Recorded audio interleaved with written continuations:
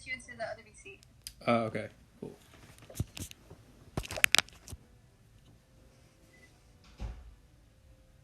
Oh, wait, no, I can just do it.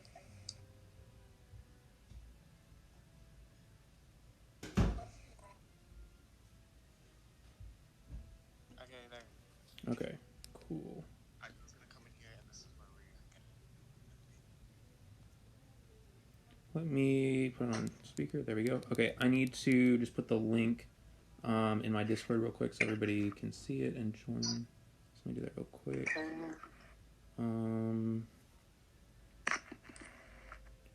Just pull this up. Make sure everything's working.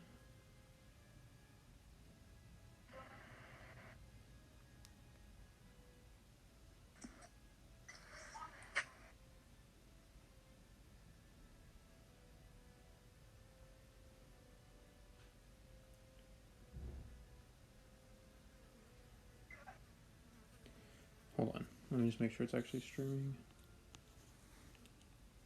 Should be.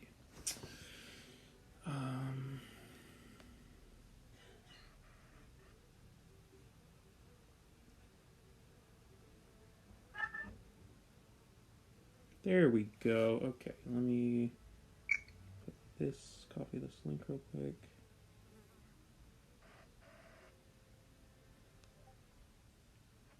Oh, you guys might want to put the link on your thing as well. Okay. Send it into the group chat. Okay.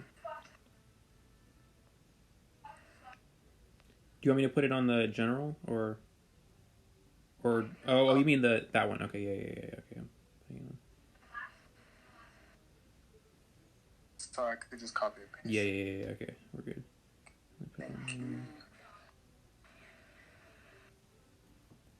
All right, cool.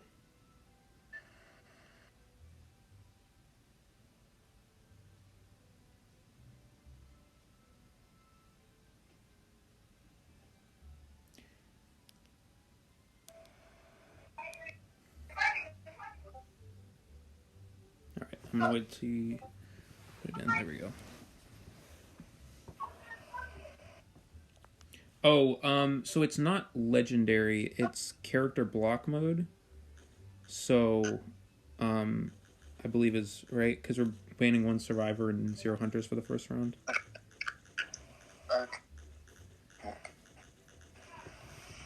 It's just that I go get in here.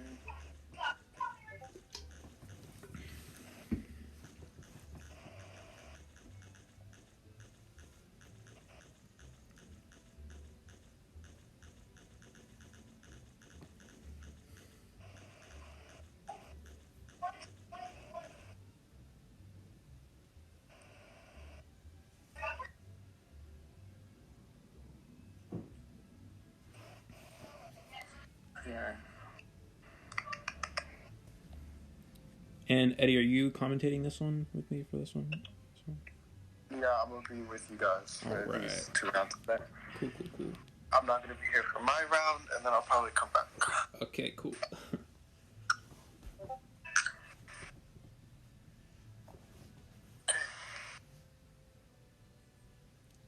Say I need water. Well, I don't need water as of right now, but I will be doing that momentarily because it is important to stay hydrated. Imagine streaming on YouTube, right? Yeah.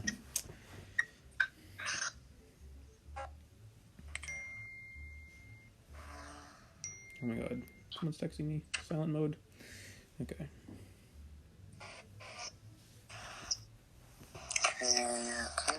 Okay, I'm gonna go get Aiko. Okay, sounds good. Alright guys, we'll be beginning momentarily, just waiting for co-commentators as well as that's pretty much it at this point. But how's everybody doing today? Welcome to the IDV Studio Tournament stream. This is going to be the lower tier division, and we're just waiting for the other commentators. Give me 1 second. Water is sponsored. Oh yeah, water is the sponsor of the tournament, guys. You didn't know? Like, come on. Obviously. If I'm commentating, guys, water's the sponsor. That's just how that works. Oh, I also had an Arizona tea today, but it wasn't very good. Water's better, so keep that in mind. But yes, water always sponsors the Eli commentating tournaments. Water is important. Make sure you guys stay hydrated. Okay. It's so stressful. I can't do this anymore. No, it's okay. Don't worry. It'll be okay. Okay. It'll be okay. We got this. Yeah, just make sure it's hospital. All right, here we go. All right, well, everybody, welcome to the first round of the lower tier IDV studio tournament. This is going to be, what are the teams' names? I actually don't know. This first team is...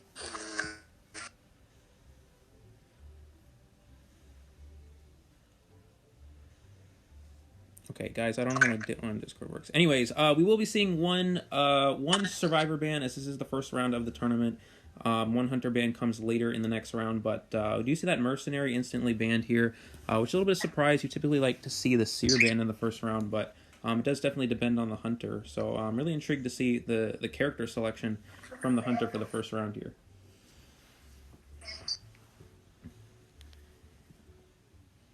Hold on, you guys are...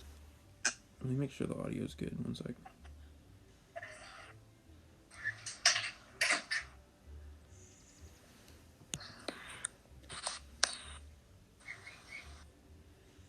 Do you guys just want me to like talk most of the time, or are you? Okay.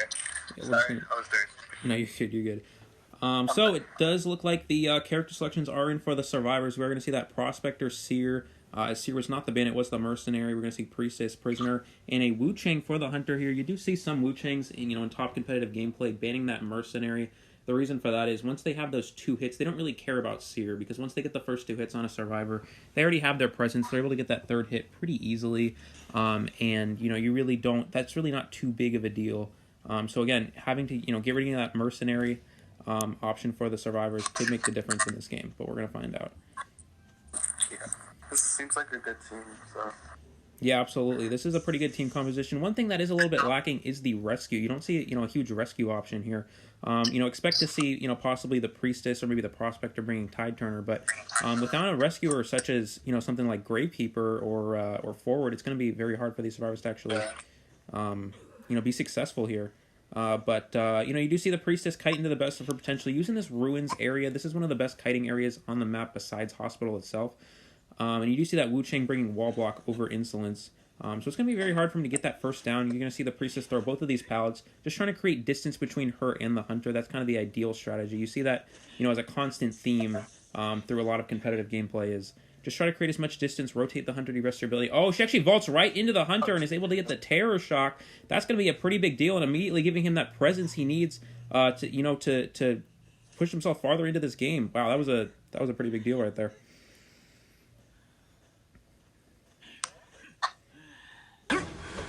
You see that prospector going for an instant rescue, and with no tide turner though, that's going to be a bit of an issue. And this, you can see, a very good start for the Wu Chang here.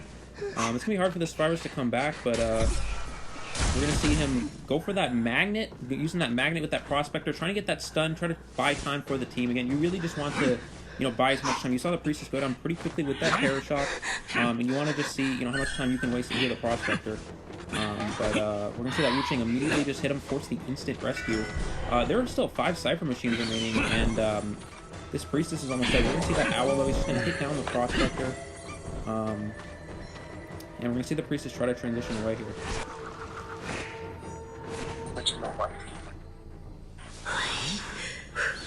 I mean, this is a very tough position for the survivors already. Eddie, what do you think they need to do to try to come back in this? I mean, it's not looking too good so far. I don't think anyone in this team has tide, so at the moment, they're probably just going to have to get priestess away. Yeah, absolutely. You did see the priestess get away there. I mean, that I think that could be a big difference breaker here, but... Seer is going after save. We're going to see the Seer going for that rescue. Let's see if he can get off the Soul Siphon. If he can, that's going to prevent the rescue and possibly the double hit on the Seer. Looks like he is able to get the Soul Siphon off. When we see that first hit on the Seer, he's unable to interact with any objects, including the rocket chair at this point. It looks like the Wu Chang's just going to go ahead and camp this out, switching into that black form, making it so he has that bell ability and that quicker attack speed. But checking on the rest of these survivors, you do see the prisoner working on 2 Cypher machines. The priestess is trying to find one. She did get healed up, and that is important as she is dead on rocket chair, so you really don't want the priestess to go down anytime soon. But I don't think anyone's going to be going... Doesn't look anyone. Yeah, I don't think anyone's going for the rescue, so We're going to see the Prospector just go down here. Looks like the survivors are just taking their time to go ahead and heal up the Seer, but I think the Wu Chang is aware of this. He's going to use that secondary umbrella effect to, find the location of these survivors. Using that Soul Siphon full presence ability, he should be able to land the first hit with a charge attack on that Seer. You do see that range, the white form really able to utilize that range of that charge attack. It makes it so you can hit survivors from very far distances, and he's really using that to his advantage here.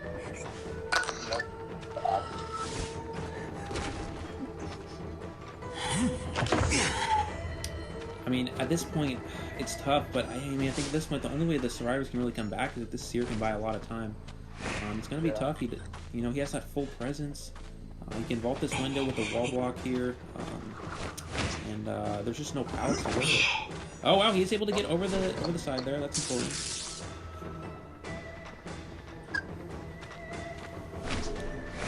Just checking on the location of these Cypher machines. You do see them almost done. The Priestess Cypher machine about 60% of the way done. There is one more that's about 10% of the way done. So we'll see this Seer doing a very good job. We'll see. Really wants to try to build up that second Owl, but unable to do so here. Now, here's where things get a little bit sketchy for the survivors. The Prisoner wants to keep decoding because they are the decoding character, in this team composition. But the problem is the Priestess is dead on the rocket share, so if she fails the rescue, she's immediately going to die. So there's no real good option for here. It looks like I would imagine the Prisoner goes in for the rescue, still has that stun, but we're going to find out momentarily. They may just not even save. You just want to get at least one survivor out, secure that 1 point for your team, making it easier on your hunter. But it looks like... Yeah, Priestess is going in for the rescue here. Oh, I believe she accidentally portaled into the basement there. I think she's trying to actually portal, to the chair, but unable to do so. She is unable to save now at this point. So expect the Priestess just to leave. I don't think you would risk, going in for the save at this point. There's one Cypher machine remaining. Again, you just want one survivor out. Ideally, if you're the survivors here. So we're gonna see exactly what they can do to. Oh, it looks like the Prisoner is coming for the save though.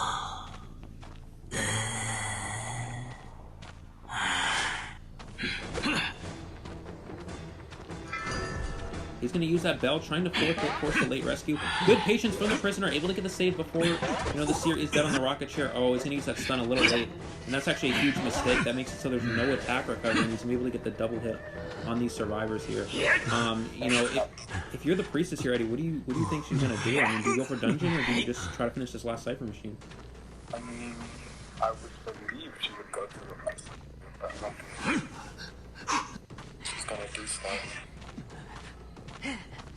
Oh, and basement.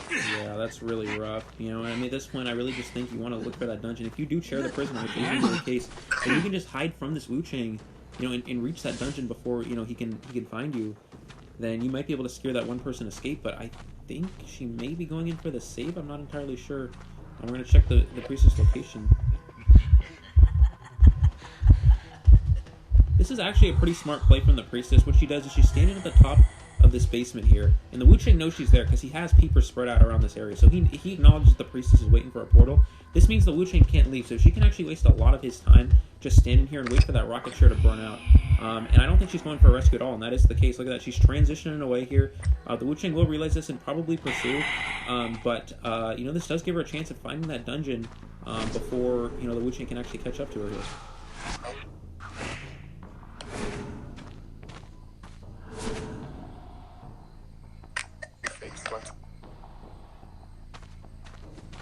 Kind of cutting out a little bit, Eddie. Let me turn this over here. And as you see here, the Priestess was able to transition away. She's able to find some distance between her and the Hunter that, the Wu Chang is able to locate her here. But he has no umbrella for another few seconds. We'll see if she can actually make it to this dungeon. It's going to be very close. Now, something to keep in mind, this Wu Chang's charge attack is very big. You can hit survivors from, huge distances away. And it's going to be very hard for her to actually reach this. He's going to switch into black form here. Making it even harder, using that bell to potentially slow her down as she makes a rush for that dungeon. And at this point, it's just kind of a standoff, can the Priestess make it?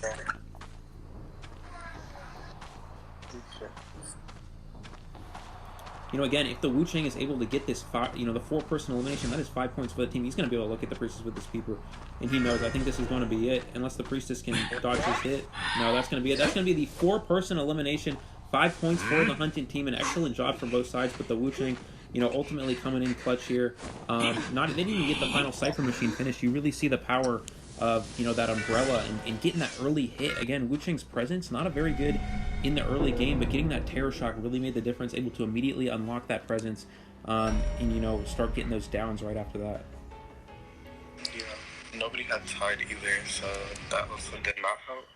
Yeah, absolutely. You're not seeing that lack of rescue characters, really making that difference. The Tide Turner adding that extra time, for survivors to keep decoding when the survivor gets rescued on the rocket chair. You just saw non-existent in that game, and I really think that made the difference. An extra 15, an extra time with that Tide Turner could have made the difference of them finishing that Cypher Machine, but they just wasn't able to do so. And that, again, going for those instant saves, you saw the Prospector going for the rescue very, very early. Typically, you'd like to see survivors rescue as late as possible, giving the team more time to decode. But the Prospector going in for that early save, that did unfortunately cost them a little bit of extra decoding time, and probably the, them getting at least one escape. It really made the difference there. Right. Okay, I'm gonna go check and see if the team's ready. Okay.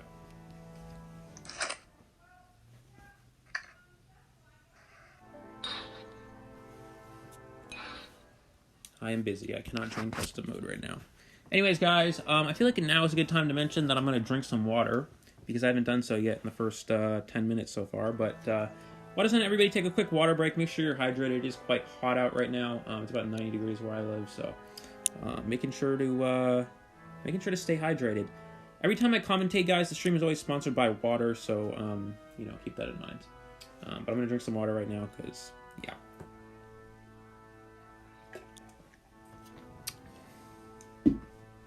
Quality water. Anyways, we are currently just waiting for the next team at this point.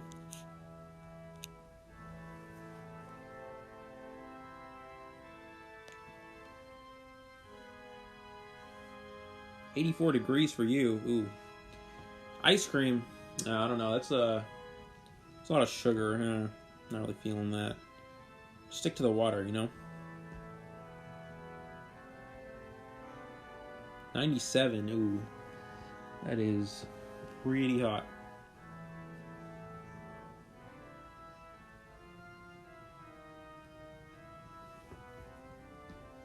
Yeah, ice cream's unhealthy.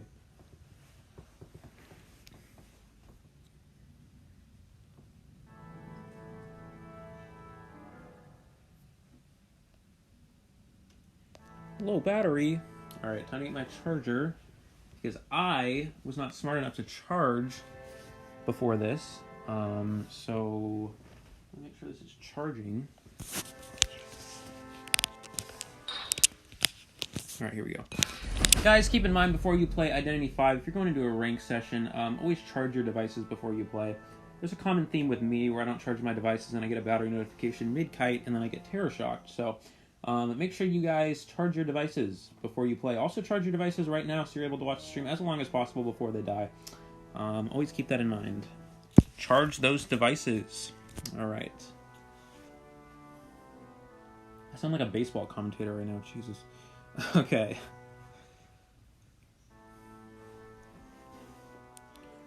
Alright, we are going to see the second half of this first round, again being played on Sacred Heart Hospital, again with the one survivor ban, but it is going to be the Hunter, for the survivors of the past round. So I'm really intrigued to see the Hunter selection again. You do see, something that we've talked about in the past, or a lot of people that talk about right now, is that Violinist. That's being used the most out of top Hunters, at this time, especially in Legendary rank mode, up in the higher rank tiers. It gets banned the most. Violinist right now is known to be one of the best characters in the game besides Dream Witch. So, we should expect to possibly see a Violinist out of one of these Hunters at some point. I'm really excited to see if that's going to be the case.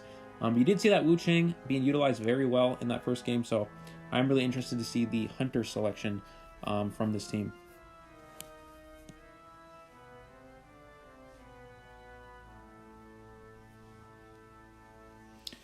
Time to drink more water.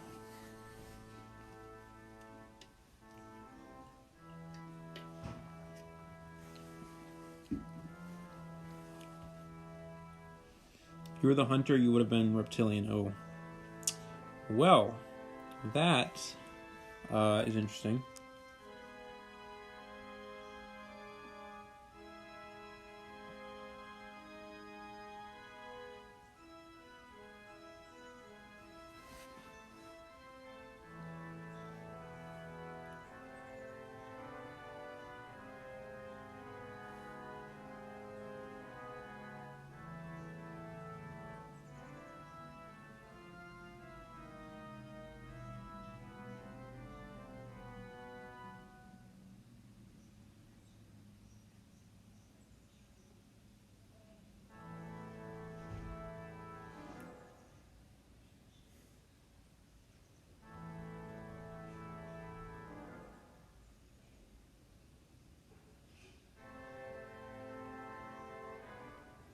All right, we are waiting for the hunter momentarily, guys. Give us a sec for that.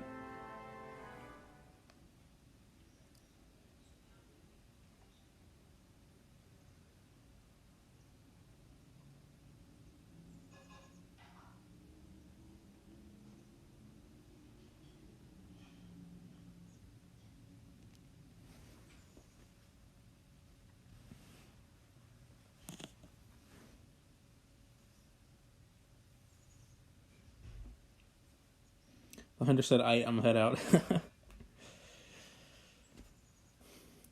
Don't worry, guys. The hunter will be here momentarily. Gotta give him some patience.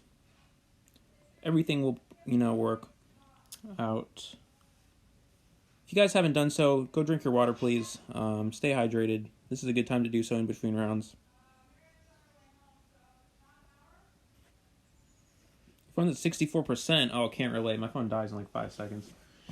All right. I'm going to grab my other charger while we're doing this. So both my iPad and my phone do not disappear on me.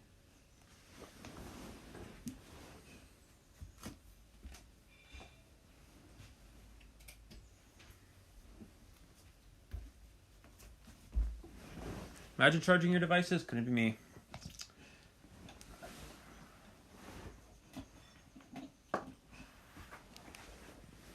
Wow, I actually have a charger this time. Okay, we're good. Grab another water. Oh, I got like 20 waters, dude. I'm chilling right now. I'm chilling. We're gonna be good. We're gonna be good. The hunter will arrive in 3 minutes. Okay, no problem. Wash your hands. That is a good idea. Everybody make sure you wash your hands. Stay sanitary, especially during this time of, COVID. I'm gonna make sure this is plugged in.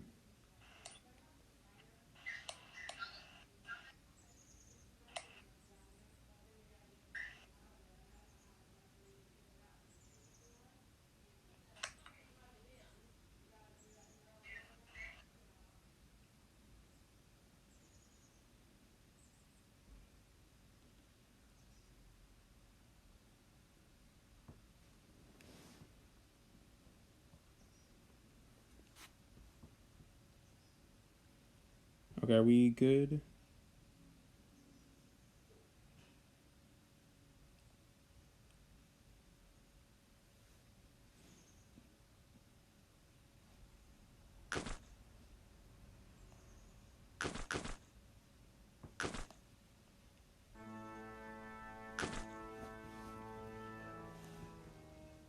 All right, here we go. And it's not charging again. Well, that's unfortunate.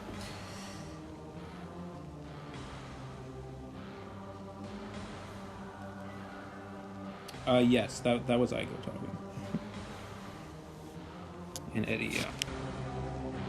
Alright, moving on to the second half of the first round. We're going to see that Mercenary potentially getting banned yet again.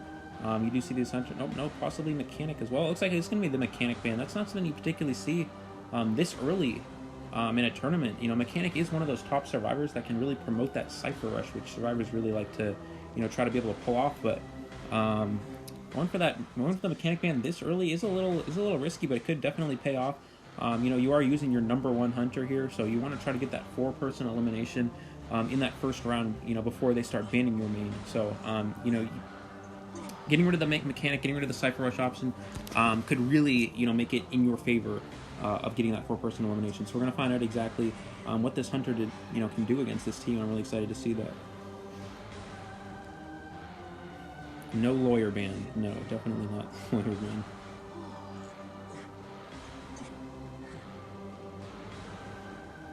Waiting on the survivor selections at this point. It does look like possibly a coordinator here.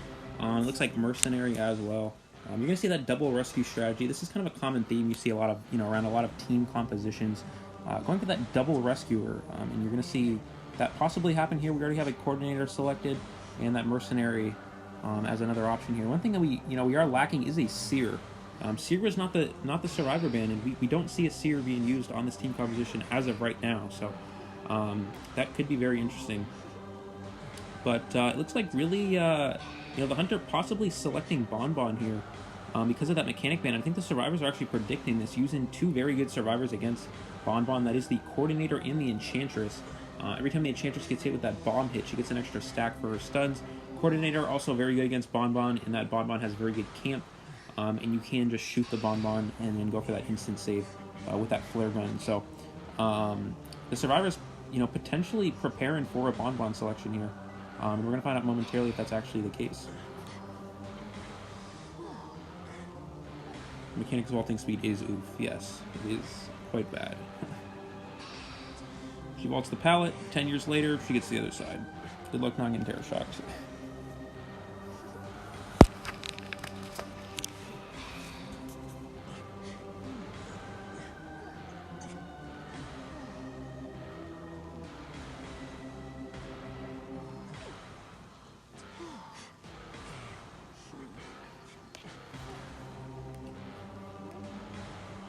Looks like the character selections are, it's going to be that Priestess, Mercenary, Coordinator, and Enchantress up against that Bonbon. The survivors really prepared for this. And you actually do see some top Bonbons banning Mechanic in Legendary rank mode. And the reason for that is Bonbon's Cypher Control isn't as strong as a lot of other hunters. He is known for his camp. That is the kind of the strongest, ability Bonbon has, is to stuff those rescues. But banning that Mechanic to prevent that Cypher Rush, very smart play from the hunter. But the survivors are prepared. Using that coordinator, using that enchantress, 2 very good survivors for, countering this Bonbon. So we're going to see, he does pick up Tinnitus, so he's going to look in this area, immediately finds the enchantress over in the shack area here, and opting to use peepers. This is a very interesting strategy. You do see this used with some top Bonbons. For those of you who don't know, Daku-san, actually one of the best Bonbons in the entire North American European server, does use peepers in his Bonbon build. And we're going to see that early hit on the enchantress here. This is a pretty good job from the Bonbon. Getting that early hit is important, as Bonbon's early game chase can struggle in some instances, but he's going to use that single stun there, trying to transition away. He's going to drop a couple bombs here, try to get that bomb chain. Let's see if he can get the hit.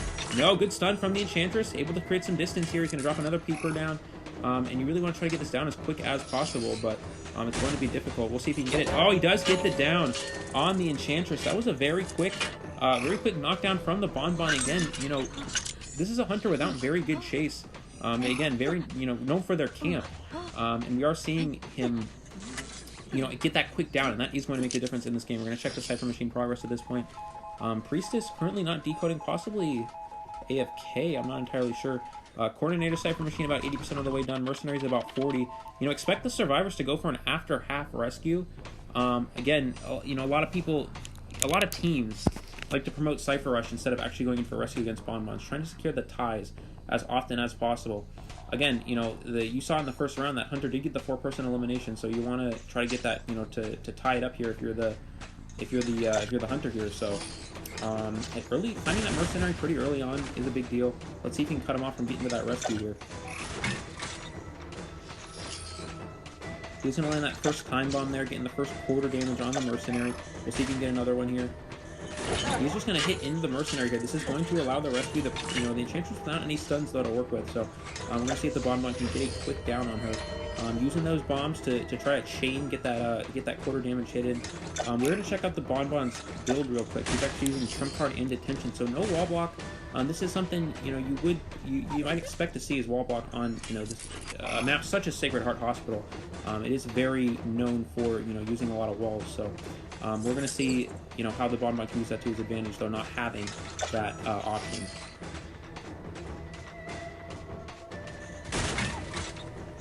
Oh, excellent time bomb from the Bonbon, getting the down on the Enchantress. This is going to actually put her out of the game. Again, the survivors are just trying to secure a tie, but the Enchantress was saved after the halfway mark, so she will be dead on the rocket chair, being sent back to the manor, and we're going to see, you know, if the Bonbon can tell down one of these other survivors, how well he's able to control these Cypher machines in the late game. That is really going to make the difference between a winning and a tie here. So he's going after the Priestess, trying to disrupt that statue Cypher. But looking at the rest of the progress, it looks like Coordinator about 30% of the way done with hers. Mercenary not currently decoding, but he is unable to go for a rescue. The issue here for the survivors is that no one can really save. The Coordinator still can, you know, go in for that rescue, but that means she's not decoding. No one else is decoding at this point. The Mercenary is not decoding. The Coordinator is, but once the Priestess goes down and gets on that rocket chair, the Coordinator is going to be forced to leave, and that just makes it so nobody's on a Cypher machine. So we're going to see exactly what the Bonbon can do here. Using that portal there, does hit the portal there. You got to be careful. Something to keep in mind is a lot of it. If you go for an attack on a survivor, they'll most likely just hit into the portal. That is one of the very broken things about Priestess. Something to keep in mind. He did leave that time bomb sticking around, so he's going to be able to. Oh no! Is able to get the hit before she can portal through the wall there. And that's going to be another down. The Coordinator was able to finish her Cypher machine. She's going to come in for the rescue now, but. The Mercenary, again, not decoding. He hasn't been on a Cypher machine for a good period of time. So they still need one whole Cypher machine to actually win this game. So you're going to expect the Coordinator to come in for the save, use that flare gun, but you got to see the Mercenary get to a Cypher machine. He's just not decoding at this point. And you can't win if you don't finish that last Cypher. Looks like the Mercenary is starting a new Cypher machine at this point, about 5% of the way done. Coordinator's coming to that save. Good bomb chain landing the first hit here. You really have to dodge that flare gun, but the Coordinator is able to land it. And you're going to see the successful rescue here.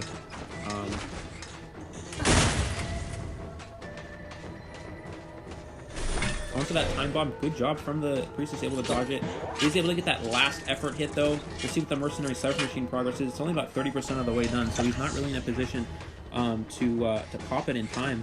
And something to keep in mind, he's going to knock down the Coordinator as well. This is a very good position for the Bonbon. No one can save at this point. The Mercenary is one shot. The Coordinator is down. And the Priestess is on the rocket chair. He's in position to get this win.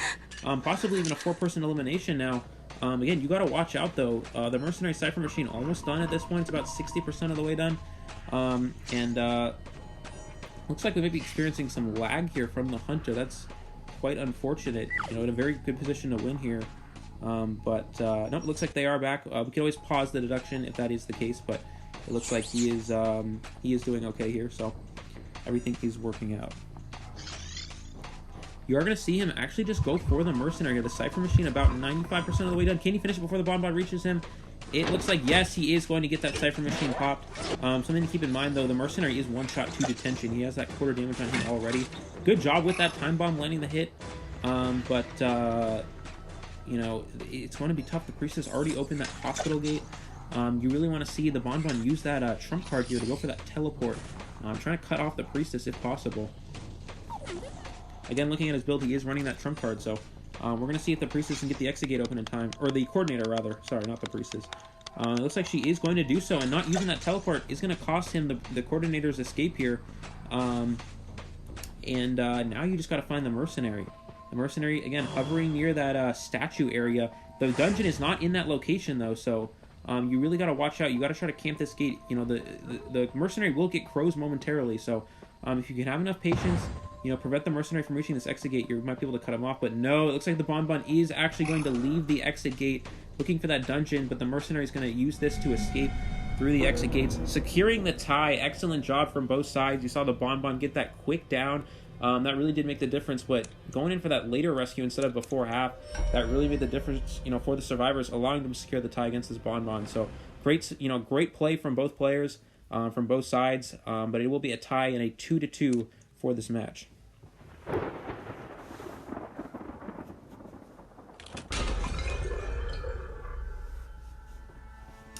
Now it is time for another water break because I'm talking a lot and now I need water because, yeah. GG's. That was a fun game.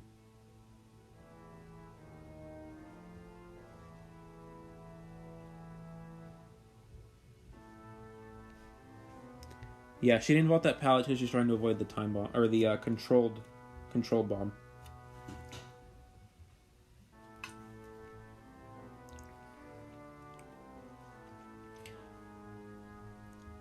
My throat's gonna hurt after this, yeah.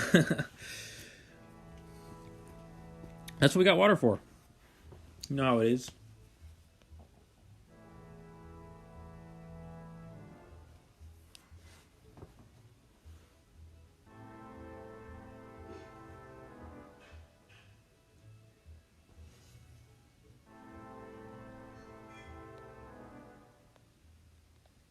Anyways, guys, while we're waiting, why don't you just look at this lobby, guys? This is so beautiful. If you guys haven't already got yourself this lobby, go do so, guys. I'm telling you, it is totally worth it. Oh my god, I got a light. I don't care. Touch later, please. Thank you.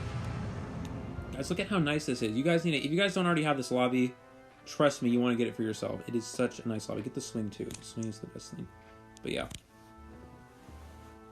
Everyone go drink water right now. That's a good idea. That's great.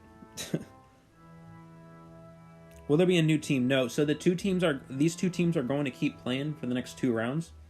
So it's going to be 3. It's going to be 3 games per round. So they're going to play for 2 more games, and then, well, not 2 more games. 2 more games from each side. So essentially 4 more games, and then the other 2 teams who are playing are going to play against each other in the following round. Oh, you can't get it anymore. Oh no. Odd flex. I don't know what you're talking about.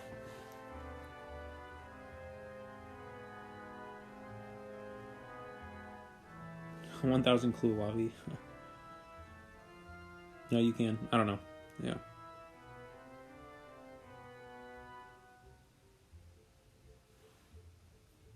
Anyways, guys, while we're in between rounds here, if you guys haven't already done so or are not a part of the Identity 5 Studio Discord, don't forget to check out the link. I did post the infinite invite link in the video description below.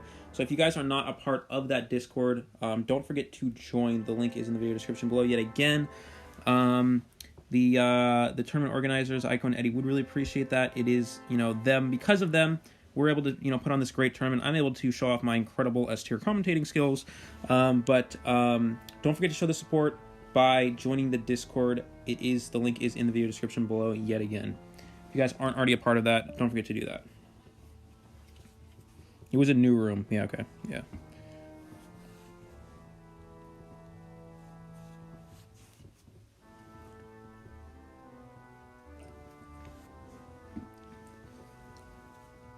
Oh my god, dude, it's so hot here. I'm gonna die. I have all my windows open and it still doesn't work. What is this? Next Koa, imagine. Imagine next Koa. Alright, here we go.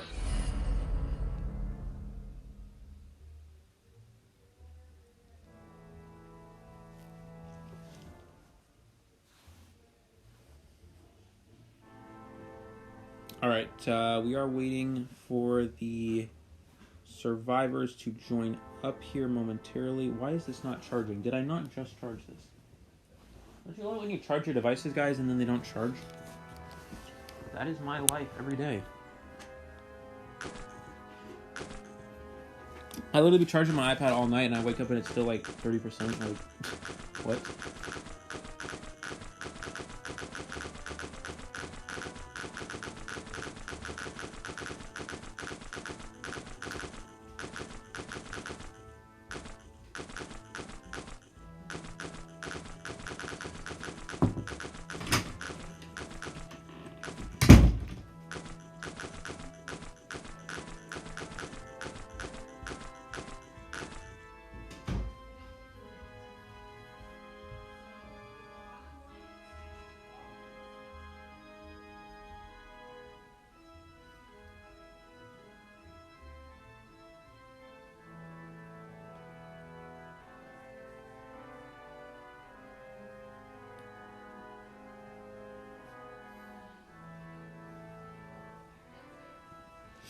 Alright, just waiting for one more survivor at this point, guys. Have patience. Ready button spam party. You know, right? People really be doing that. It's okay.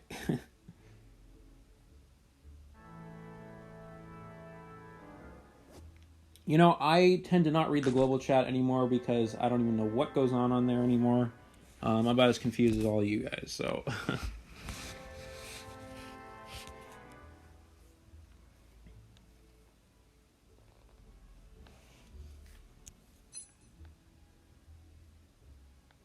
Yeah, guys, the English global chats, I don't know. I don't know what's going on with them. Global chat is scary, for real.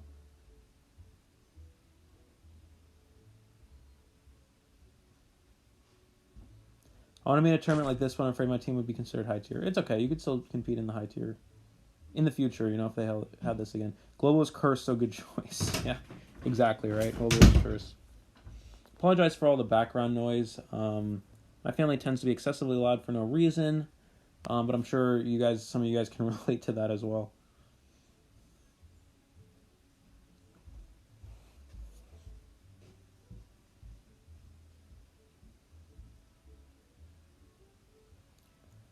And we are going to see, guys, keep in mind, this is the second game of this round, so there will be 1 Hunter ban and 2 Survivor bans. It looks like Leo's Memory is going to be the map, of choice, or I believe it is randomized, so this is going to be the map used for this round. This is going to be used from both sides, and again, I'm interested to see, what the Survivors opt to ban here. Again, with that Hunter ban, it looks like they're going for that Wu Chang. Really don't want to have to deal with that. You saw the power of that, that Wu Chang Hunter early on. Getting that 4-person elimination, doing a very good job with that, and the Survivors immediately just going for the ban on that Wu Chang. So, it's really going to see, what the Wu Chang opts to ban here. It's going to be Mercenary and Mechanic. Banning that Mechanic early on again. We saw that in the first round, but typically you'd expect to see something like a Seer. That might actually be, more advantageous for the Survivors, as you did see a Seer get used in the first round. But again, eliminating that Mercenary option really wants to demote the potential option of using those rescuers. So it looks like we're going to see the exact same team composition. No rescuers yet again. This could be very risky. We saw no Tide Turner being used in that first round, so without it really made it harder for the Survivors to get those escapes. But we're going to see what they opt to do here. Maybe one of them will select Tide Turner for this round.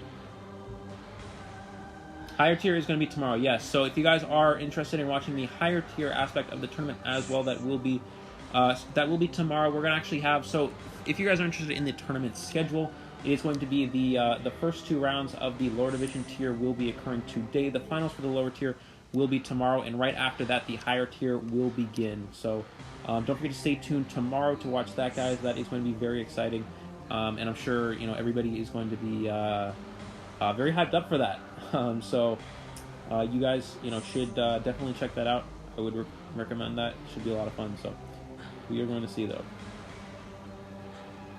Waiting on the character selections here. It looks like maybe a Ripper for the Hunter here. Ripper actually a very strong character for this map. There are a lot of in the factory area of Leo's Memory in particular. It's very narrow walkway. The Ripper can use those foggy blades, and it's very hard to dodge when you're on that second story part of the factory.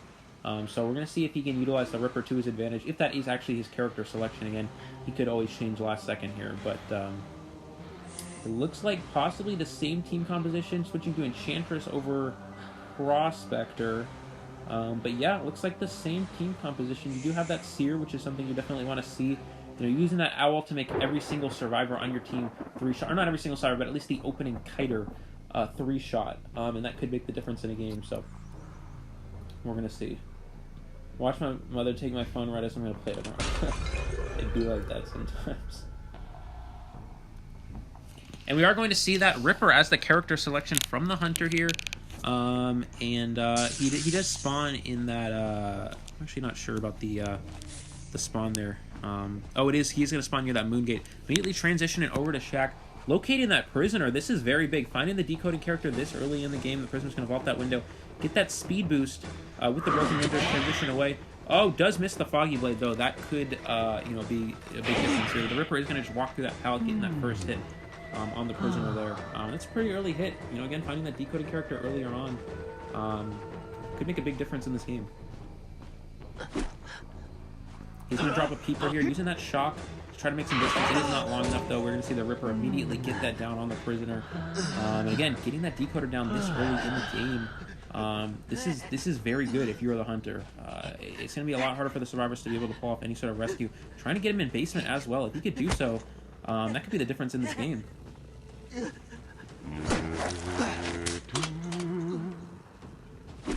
He's able to get him into basement there, dropping that peeper. And that's going to make it very hard for the survivors to pull off a successful rescue with that peeper in basement. It can, show the location of the survivors earlier on. Looks like the Enchantress going for the rescue. Good job dodging that Foggy Blade. That's very hard to do. He's able to land the hit through the pallet there. That's going to, make it so it's a lot harder for her to actually pull off a save at this point. The prisoner is almost halfway dead here. So you really want to try to save before half, but it doesn't look like it's not going to be the case here. It's going to be very hard for this Enchantress to pull off a save now that she is one shot.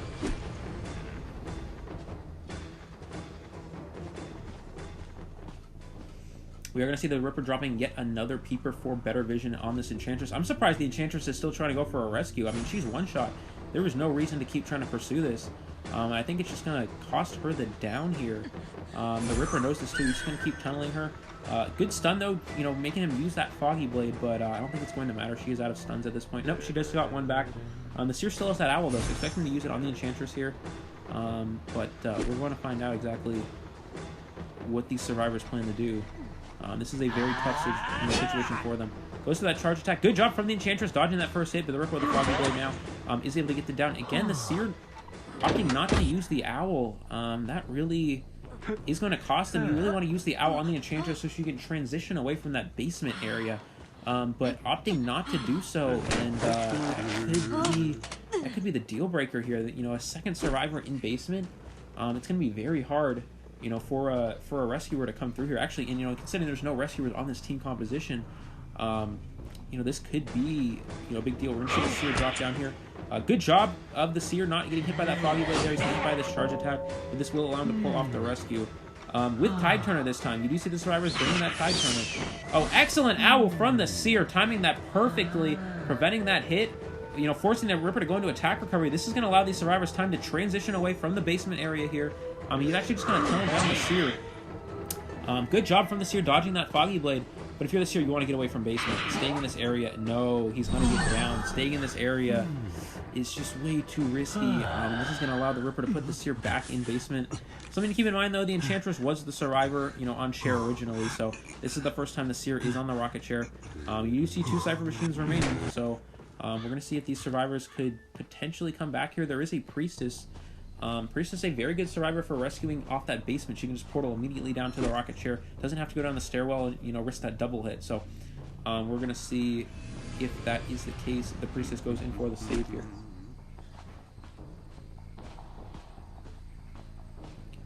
You do see the Ripper just hard camping this area. It looks like the Enchantress is going in yet again. I'm very surprised to see this. Again, Priestess, a very good survivor for rescuing in that basement area. But we're going to land the Foggy Blade. Does not able to hit the Foggy Blade there. Oh, he drops down with no attack recovery. We'll see if the Enchantress uses her 3-stack stun. That is going to be the case. You absolutely have to use that there, or else you will not be able to successfully pull off this rescue. But it looks like the Seer is going down, and it's just kind of... The Ripper's going to drop yet another Peeper, and I just don't see how you can come back in this if you're the survivors. Again, you really just want to get, a one-person escape, so you don't risk that 4-person elimination and 5 points for the Hunter. But I don't think they're going to be able to do it at this point. You're going to see that global portal from the Priestess there. Expect the Ripper to break it. Yep, absolutely what he's going to do. We're going to see if the survivors opt to just heal up. Now, expect that, but the Ripper knows. The problem with this is the survivors were decoding this factory cipher. He saw it wiggling. He knows they're there, so he's going to go over to this area. He knows they're probably healing in the vicinity. He's able to locate out this Enchantress, and I think he's just going to go after her. Good job dodging the Foggy Blade from the Enchantress. That's very hard. Oh, no, there was no Foggy Blade. There was no Foggy Blade. The Ripper got a second one back and is able to get the hit there. But again, the Ripper sharing the Enchantress, this gives potential for the Priestess to reach that dungeon. So I'm very surprised the Ripper went for a chair.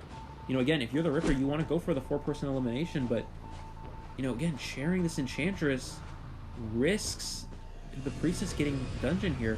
And looking around, you do see the Priestess rotating towards that dungeon area. So if she can get there before after the Enchantress dies and before the Ripper can get her down, this could be the one escape for the survivors. But you do see the Ripper going over here. The Enchantress is almost dead. This is going to be very close. The Ripper still has that Foggy Blade available, so he could go for that double hit. The Enchantress is now dead. We'll see if the Priestess can make it.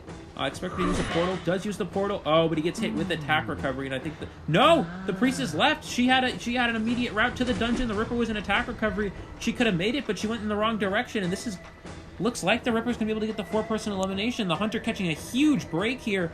As the Priestess with a little bit of a misstep, and that's going to cost them the game, I believe, at this point.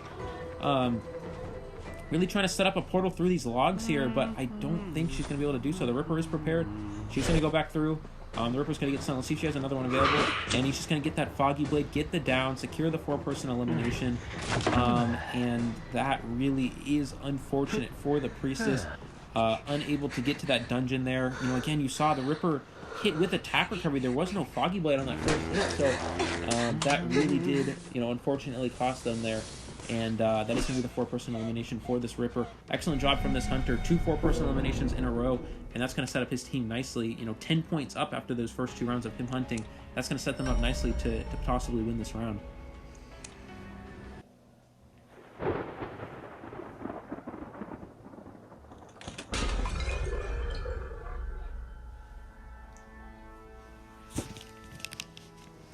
Anyways, guys, if you are wondering about the current point system, it is, if you get a 4-person elimination or a 4-person escape as survivors or hunter, you do get 5 points instead of 4 for your team. If you get a 3-person elimination, you get 3, and the other team gets 1. If it is a tie, it is 2-2, and so on. So that 4-person elimination does secure 5 points for the Ripper. And he was also able to get a 4-person elimination in the first round as well. So that is 10-0. In their favor. The Hunter for the other team did get a tie, so that is going to be a 12-2 current score, I believe, is how that's working as of right now. What are the team names? I'm not entirely sure, actually. I don't have it written down. I can actually look right now. I believe it is... I can check right now. I believe the bracket should be online here somewhere.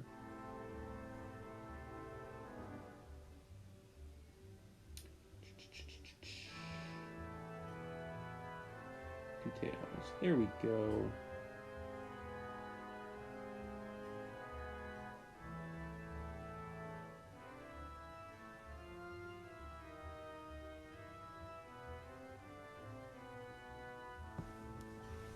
Let me check real quick here.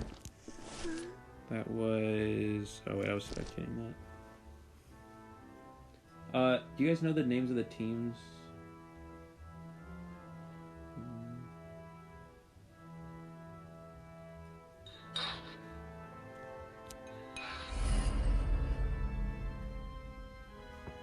Yeah. It should be in tournament detail. Yeah. I just don't know which, like, I see the bracket, but I don't know which team it is. The teams that are playing are Wu Chang's Hitbox and Chaos. Okay, so it's Wu Chang's Hitbox and Chaos are the 2 teams that are playing right now, guys. Yeah, that's right. Okay. There we go.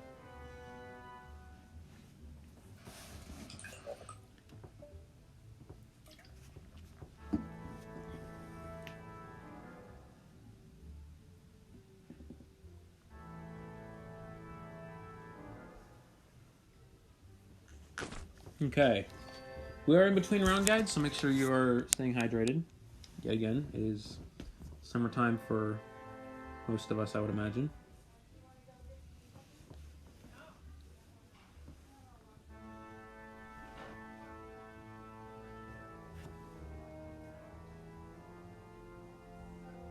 I'm gonna sound annoying, but is the Hunter right now Wu Chang's Hitbox or Chaos? Aiko, which team is Eddie on? Do you know? The team's Hunter. This is Wu Chang's Hitbox. Okay, so the Hunter is Wu Chang's Hitbox, guys, right now.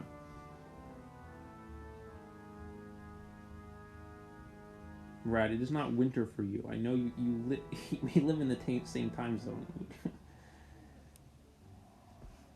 Okay.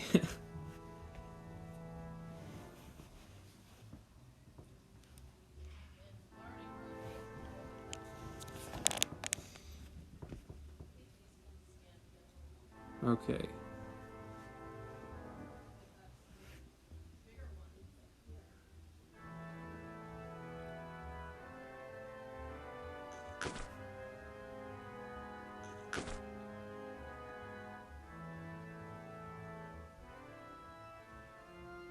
Assuming my season. Okay. Who lives in Canada? Not me. I do not live in Canada. All right, moving on to the second half of the second game in this round. We're going to see the violinist being banned here from the survivors. We did see a Bonbon being used in that first round, but I guess the survivors have the confidence they can play against a Bonbon, though. We'll see, though. Bonbon, one of the top hunters in the game as of right now, so... but I guess they really don't want to have to deal with that violinist. And it looks like that is going to be the ban here. On the hunter side, I expect Mercenary and Seer, actually Priestess. So really has confidence in dealing with the Seer. So you should expect to see, that Bonbon get used again. Bonbon is particularly good against the Seer. You can remove that owl with that bomb chain. So expect to see that being used in this game as well.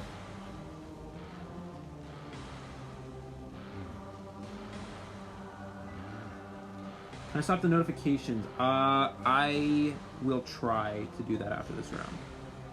I apologize for that. Usually I've tried and I've stuck with technology. A lot of people call me a boomer for that. but yeah. I will make an attempt at that after this round. After the round, not after this game, after the entire round's finished, because I don't want to miss the yeah. I thought I turned them off, but apparently I didn't. Well, that proves how smart I am. Okay. So it looks like we are going to see that mechanic being used here. Mechanic was banned in the first round, but it looks like it is going to be this Remix player utilizing the mechanic. We are seeing the character selections for the survivors locked in now. It is going to be that first officer, Seer, coordinator, and mechanic. Again, that double rescue supporter and the one decoder. A common theme you see in a lot of team compositions is that two rescuers, and we're going to see that here.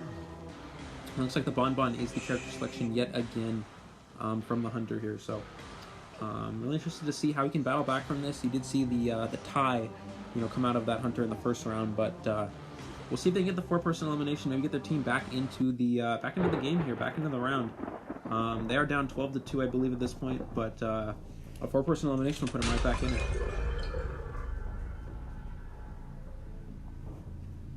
It looks like we are going to see that factory spawn here from the Bonbon, and he's going to rotate over towards the 2-pallet area over the Leo's memory here. It looks like the Seer immediately rotating. He knows the location of the hunter as he is a Seer. You can see the hunter for the first 5 seconds of the game, and expect the Bonbon to try to chase the Seer. But no, it looks like the Seer's going to transition away. Good job from the Seer transitioning out of this area, acknowledging that the Bonbon's going towards him there, and this is going to allow him to get away here.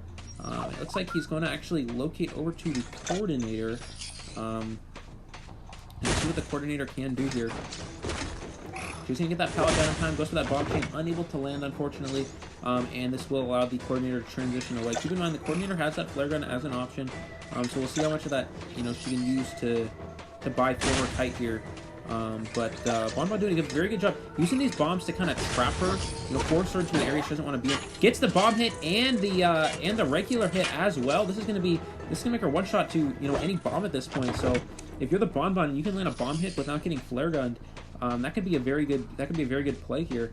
Again, you really want to keep your distance from this coordinator. She has the flare gun available. If you can, get behind an object to dodge it, and possibly make her shoot into a wall or a tree, that could be a big deal. But it looks like she's going to drop down to the side here, and try to transition over to this factory area. Again, we're going to see if she opts to use the flare gun right here. Expect her to use it right now. And nope, she's not going to use it. Still holding onto this flare gun. If you're playing a coordinator against a Bonbon, you want to use your flare gun early. You do not want to let the Bonbon get you down, get you on the rocket chair with that very powerful camp. And it looks like she's just not going to use it at all. This could be a huge deal for the Bonbon. This is going to put him in an excellent position not using that flare gun is going to make it so the survivors have to pull off a successful rescue. And against a Bonbon, that is no easy task. And we're going to see him try to get her into the basement chair here, and I think he's going to be able to do so. Yeah, he's going to get her into basement, has peepers for better vision as well. And with how good Bonbon's camp is, it's going to be very hard for these survivors to pull off a rescue. So, you know, the coordinator not using that flare gun may cost her here, but we're going to find out. We'll see who goes in for the rescue. You would expect that first officer to save here. And I believe that is going to be the case. You see him going in there for the save. But expect to see a pocket watch being used. You have to use a pocket watch if you're saving off a Bonbon. In basement at that, you know, Bonbon has the best camp out of any hunter in the entirety of the game. So looks like the first officer is coming in for the save here. Using that pocket watch hit again. Gets the hit on the first officer, though. Good prediction from the Bonbon. And let's see if he can stop the rescue. Again, coordinator still has that flare gun. Let's see if he can dodge it. No, he's unable to do so. He's able to land that bomb hit, though, on the coordinator. She does have that owl to protect. No, wait, they used the owl on the first officer. That's very interesting. That's actually a mistake, because what that does is that makes it so and coordinator's just going to get hit. Yeah, that makes it so you can actually see the first officer. If you give an owl to the first officer while they're in pocket watch, you can see where he is. But it looks like he's able to dodge that. Bonbon's able to hit into the coordinator and not allow that body block. And I'm not sure if the save was before the halfway mark or not. We're going to find out momentarily, though. No, it doesn't look like it. He was forced to save after half, so this is going to be very nice for the Bonbon. The coordinator, you know, able to use that flare gun, but again, not using it early in that game, you know, really, it prevented that Cypher Rush option, because it forced the first officer going for a rescue instead of decoding. And he was still able to, you know, land the bomb hit with the flare gun active, so it really is making the difference here. As you can see, not using that flare gun yet again could make it very hard for the survivors to win this game. We're going to see him go for that charge attack, landing it on the mechanic here, and he's just going to tunnel the mechanic. You have to be very careful, though. There is one more Cypher machine remaining. He's able to get the down, but you got to look at where the last Cypher is. Looks like the Seer's working on it with the peeper there.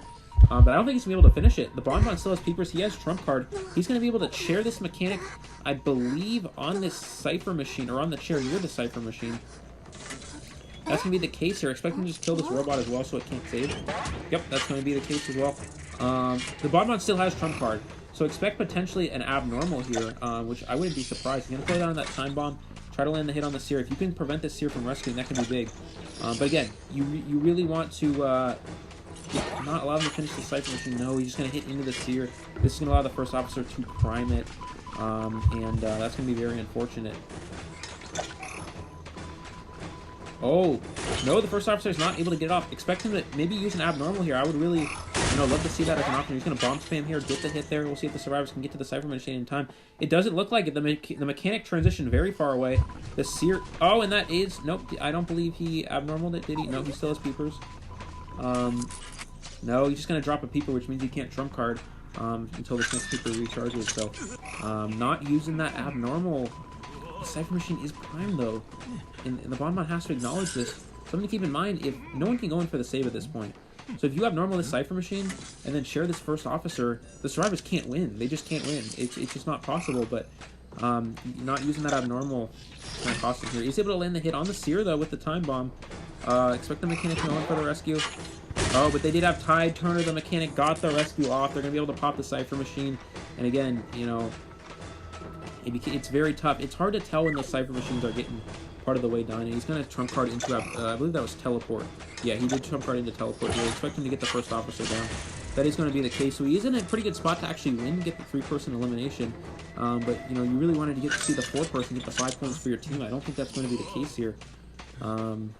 I don't know, though. The mechanic just started opening the exit gate. If he could get her on chair, or if he could get this first officer on chair quick enough. Yeah, it looks like they're not able to get the gate open in time. This Bonbon still has teleport as well. But the Seer could go in for a save. No, he's just going to the other exit gate. So, we're going to see. The Bonbon needs to get this mechanic down quickly. He's going to be able to do so. If he can get her on the rocket chair and teleport to the exit gate, he can secure the 4-person elimination. It looks like the Seer... Looking for the dungeon, though. I don't expect him to go to the exit gate. You really want to locate the dungeon if possible. The mechanic, I believe, has been on the rocket chair already. So, we're going to see if the Bonbon can actually find the Seer, though. That's going to be the big deal here.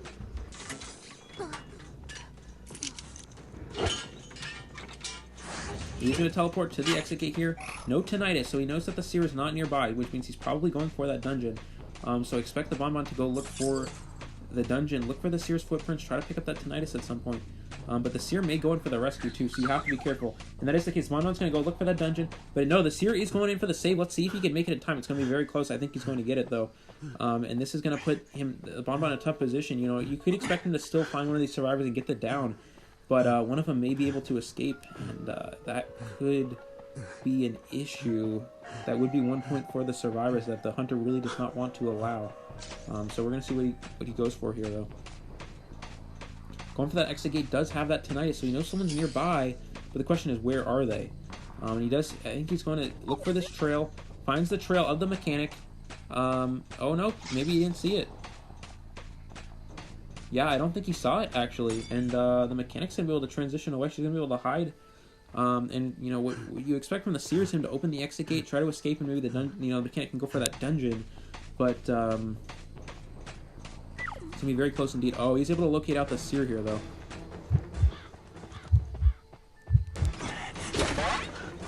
Oh, actually, he's able to find both survivors. This is a pretty big deal. Keep in mind, there is no detention left, but if you can get a second bomb on this this seer here, he will be one shot to a regular hit. He's going to just go for a regular registered attack there. We're going to see the seer just try to make as much time for the mechanic to get out. What the seer's going to do here, and oh, good bomb though, and teleport is back online, so you got to keep that in mind. What the seer's going to do here is he's just going to get as far away as he can from this exit gate, making it so the Bonbon has to go, share the seer, then go all the way to the other exit gate.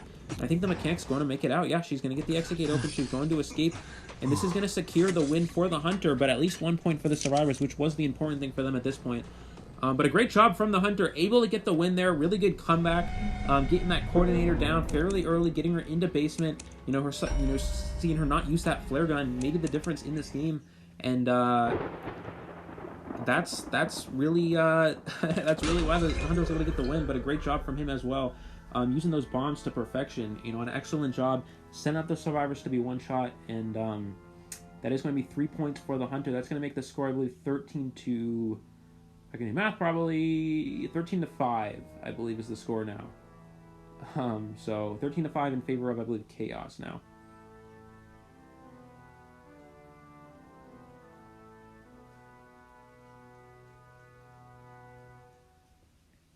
I would have flamed everybody.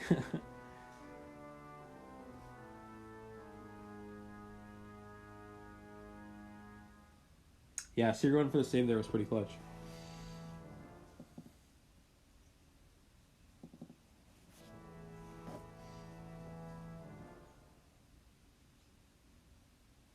Let me make sure my thing is actually working here. Okay. Anyways.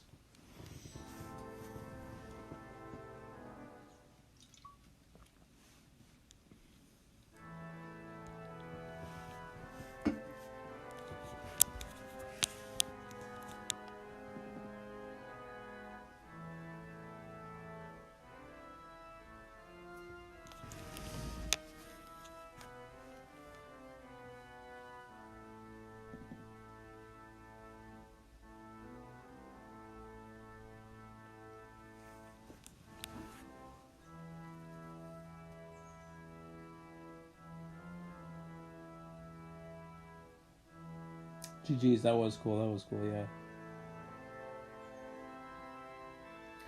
Alright.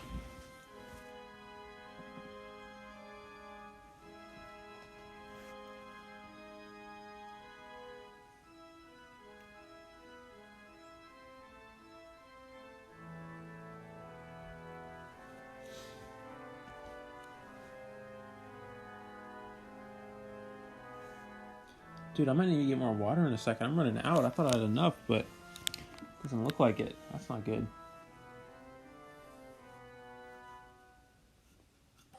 Okay, I'm back. Good job, Eddie. That was good. I was trying to multitask because I was in class. Oh. Wait, you're at school right now? Yeah. Oh. That's, yeah. Okay. So we gotta get the next Yeah. Right. Okay. Which team should we go first? Let's see. Wait, isn't there one more? Are you guys doing 2 games, or is there one more for this? There should be. There's 2 more teams, so. Oh, okay, so it's like okay. So let's see. Hold on. So the next teams are. Where's the thing? Where's the thing? Where's the thing? Where's the thing? They are a badge who never heard in school life. Yeah. That. So I think we should put School Vibes Survivors again. Badge who never heard Hunter. Okay, sounds good. Okay, so let me go get that situated, because that's my Survivor team. I think Alright. every team on.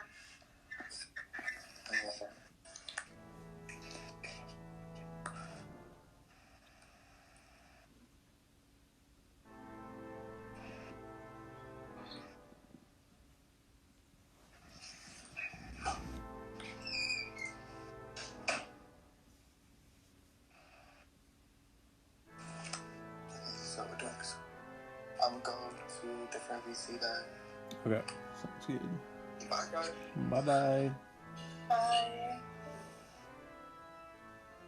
You're gonna join other VC and say very nice thing. Okay, I don't know about that. That. Okay. Alright, guys, we are just waiting for the next teams as of right now. So, you know what? While we do that, I'm gonna roll some dice. Who wants to see amazing dice rolls? Let's do that. Do 10. Imagine we can only roll 5 dice at one time. That was sad. Those were sad times.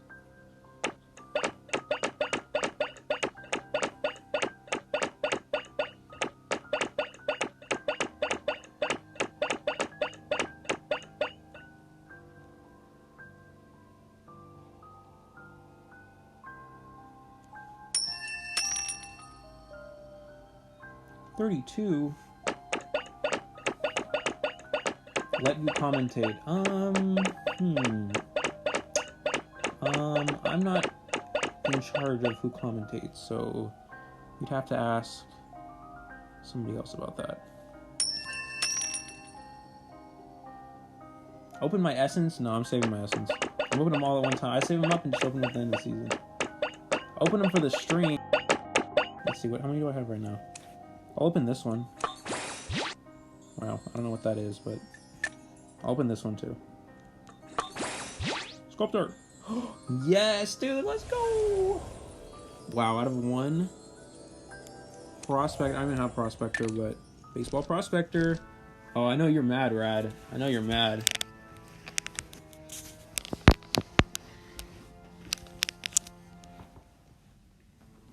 Imagine I just got the checkmate out of 1 essence.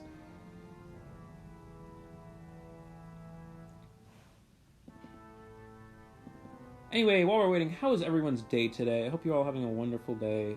It is a very hot Friday for me, unfortunately, but I'm quite enjoying myself with my water and my commentating. This has been very fun for me so far. So how's everyone doing? I hope you guys are enjoying the stream as well. Make sure everyone stays hydrated and healthy. And, oh, looks like we're going into the next round here. All right. Moldy bread. Okay. Interesting. Yeah, a wild pitch out of 1 essence, right? I got so lucky. I opened like 40 a few days ago, and all I got was the lucky guy skin 5 times. Literally 5 times. And I didn't get anything else, and then out of 1, I just get the wild pitch, so I'll take that.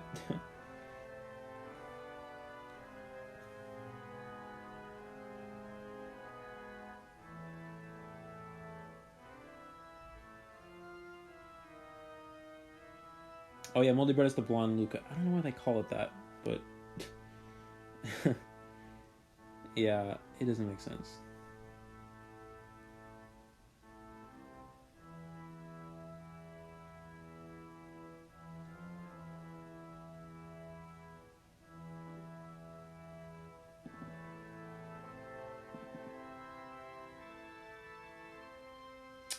Jimin and Prey, you guys good? Just vibing, hopefully. How many teams will be playing? There are 4 in the lower division and 5 in the upper division. So we're going to see one more round from these next 2 teams, and then we're going to see the championships or the finals for the lower division tomorrow first, and then we're going to have the rounds for the upper division tomorrow as well after that. As a hunter, how can I sign up for the next tournament? Do I need a team? You would want to join the Discord if you're not already done so, and talk to Aiko, who is the leader of that Discord. But I believe the way you do that is you have to be a part of the IDV Studio Discord. So the link to that is in the video description below. So don't forget to check that out. But if you do not have a team and you would like to be in the tournament, you can't. They will put you on a team for you. They'll have survivors that can be on that they'll put for you on a team. So you don't actually need a team. If you have one, great. But if not, you will still be able to play. Yes, there we go. Aiko coming in clutch, because I don't know.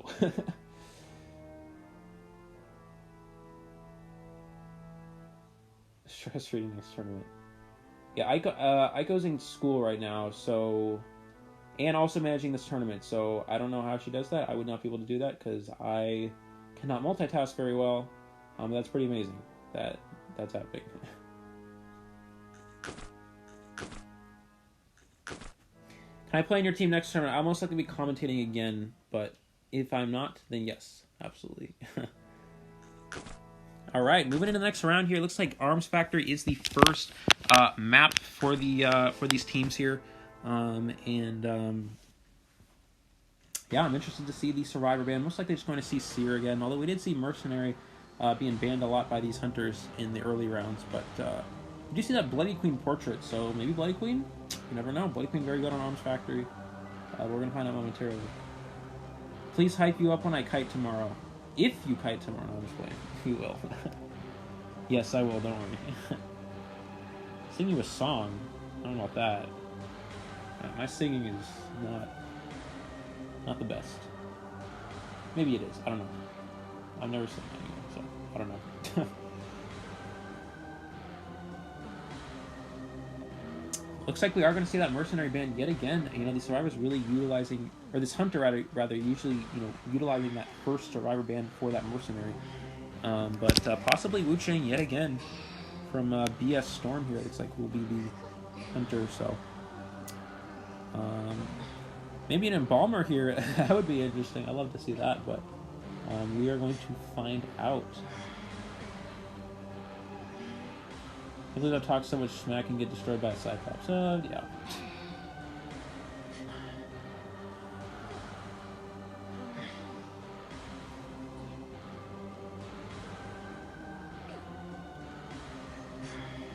Yes, that is Eddie. Eddie is playing. Ma said she's going to use core. Oh, we'll see. Yeah, if you guys are enjoying this tournament yet again, don't forget to join the Discord. The link's in the video description below. You can always play in the next tournament as well. It's a lot of fun. It's a lot of fun.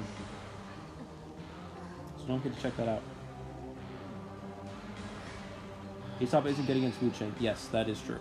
That is, and that is one of the reasons why you don't see Embalmer being utilized a lot, because that umbrella can just go right after that coffin. Wonder what his rework is going to be. I don't know. I have no idea, but we're going to find out.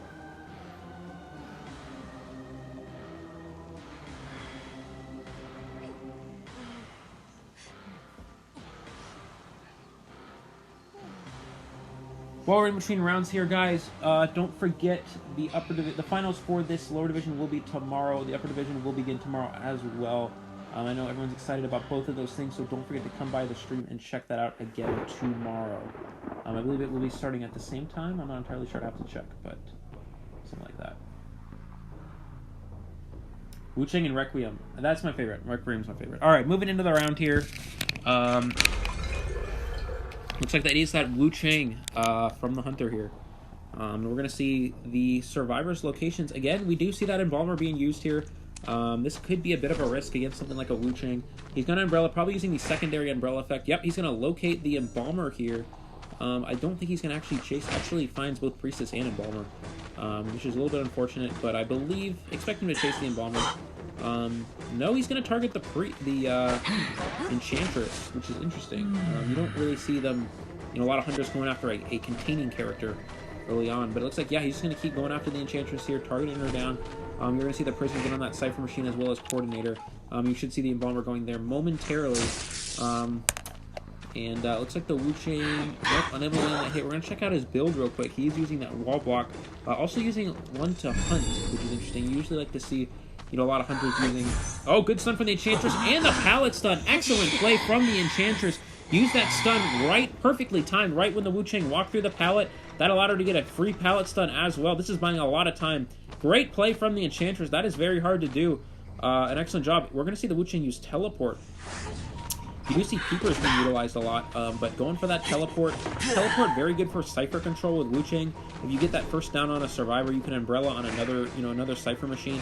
And then you can, follow up with a Teleport to teleport back to the chair. It looks like good job from the Prisoner running through that chair. Does land the hit, but he's going to get the pallet stun. But the Wu Chang does have presence. Now expect him just to break this connection. That's absolutely what he is going to do. But he does have that Bell ability now. You really want to see the Prisoner try to transition into Factory here. He's going to be able to do that. But the Wu Chang using that pallet speed, breaking speed to his advantage, and expect the Prisoner to go down. Oh, wow. Very perfectly timed stun from the Prisoner. This is going to allow him to make it to the window and keep transitioning away here. Getting away from this Wu Chang, but expect him to go down. There's not much left he can do in this area. And the Wu Chang is going to get the down here on that Prisoner. But a very good kiting job from these survivors. You see the Embalmer almost done with his Cypher Machine. Coordinator about to pop theirs. Oh, but expect a pallet. Nope, there is no pallet. I was going to say expect a pallet stun, but there's no pallet for them to work with here. But that Coordinator Cypher Machine is about, almost done at this point. Going for an instant rescue, which is interesting. Again, we saw that instant save, and the problem with instant saving, and that's less time for the survivors to decode. But it looks like the Wu Chang is going to continue after the Prisoner here instead of that Coordinator. Excellent job from the Prisoner, getting that pallet stun perfectly timed there. And he's going to use this time to transition away to this 3-pallet area and possibly over to Shack after this. But no, it looks like he just wants to loop this area to the best of his ability. Keep in mind, there is one of those pallets is already been used. He's going to vault this one, get that, possibly get that knee-jerk reflex speed boost. I think he's already used it, though. And he's going to head away here, get over to this 3-pallet area, and we're going to see if he can use these pallets to his advantage. We're going to see that Bell there, and we should expect the Prisoner to go down. Good juke there. Oh, he got the juke and made it to the window. Wow, what excellent job from the Prisoner. That is very hard to do. Juke in a black form Wu Chang. Oh, but the Prisoner unfortunately vaulting right. Jukes the hit again. I can't believe what I'm seeing right now. He juked the hit twice. And we're just going to see the Wu Chang acknowledge he can no longer waste time with this Prisoner. He's going to transition away with a teleport. But an excellent job from this Prisoner. That is very hard to do. Juking a Wu Chang with full presence like that. And we're going to see the Coordinator go down, opting not to use the flare gun, which I would have expected to see there. But it looks like he wants to save it here, possibly for later in this game. Checking on the Cypher Machine progress now. Looks like Prisoner is about to finish one of those Cypher Machines, and he's got 5% done with another one. An excellent move yet again from this Enchantress. Stunning right as the Wu Chang's in the pallet. Does get the pallet stun right afterwards. And we're going to see the Embalmer come in for the rescue. He's just going to charge attack this Embalmer. Expect him to go in for the save now. Expect the Coordinator to use that flare gun. No, really opting not to use it. And she's going to take that hit.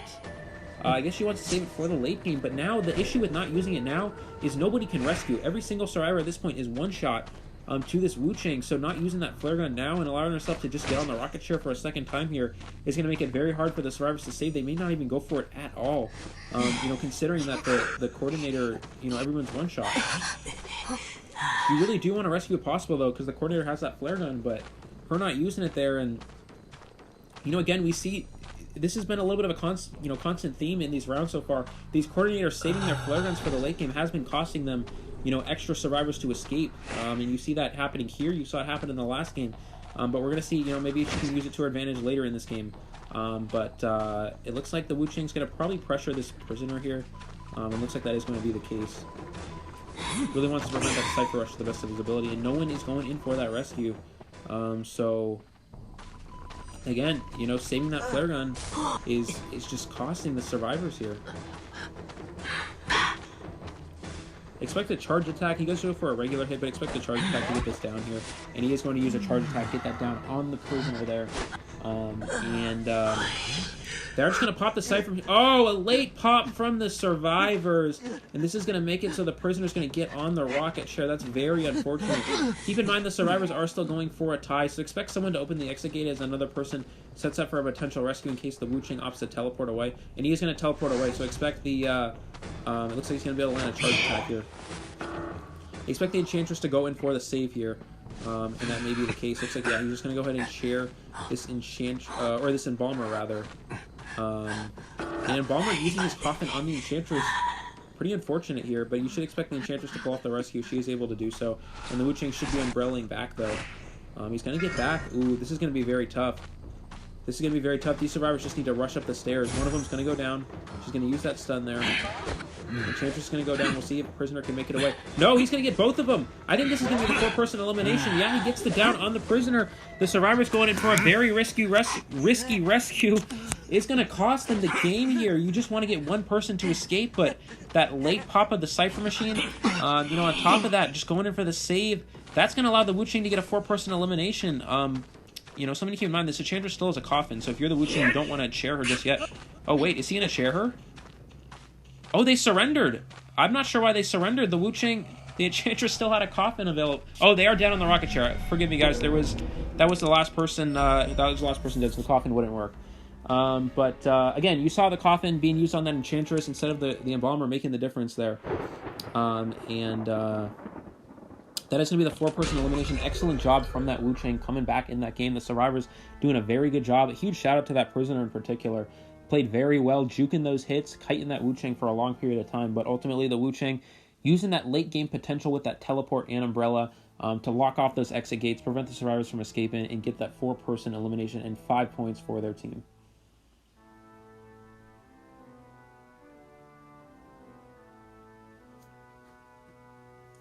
All right, time for some water. I'm going to have to use the bathroom in a minute. I've been drinking so much water.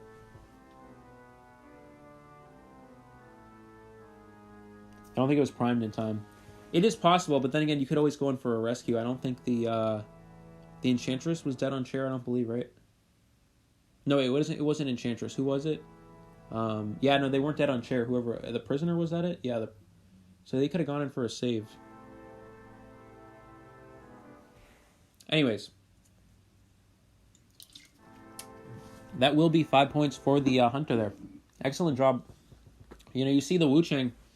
Wu Ching, a very good Hunter for late game because he can cover both of those exit gates using that umbrella and teleport combined. So you have like a double teleport option. And it makes it very hard for survivors to actually escape because you can cover both exit gates at the same time. Why is my phone overheating? Well, that's not good. Anyways...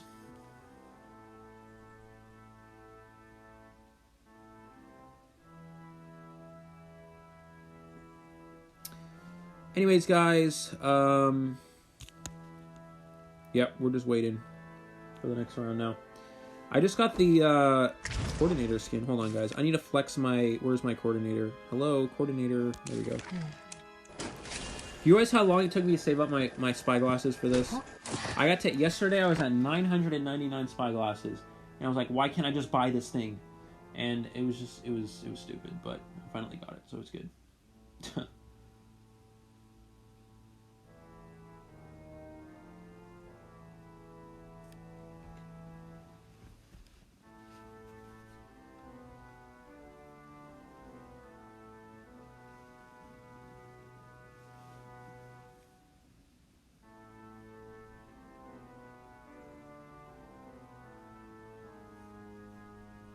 550. Save up those spyglasses, guys. Get that S tier coordinator skin. It's nice. I've been saving up those spyglasses so long, but you get like 4 every day. Like, it takes forever.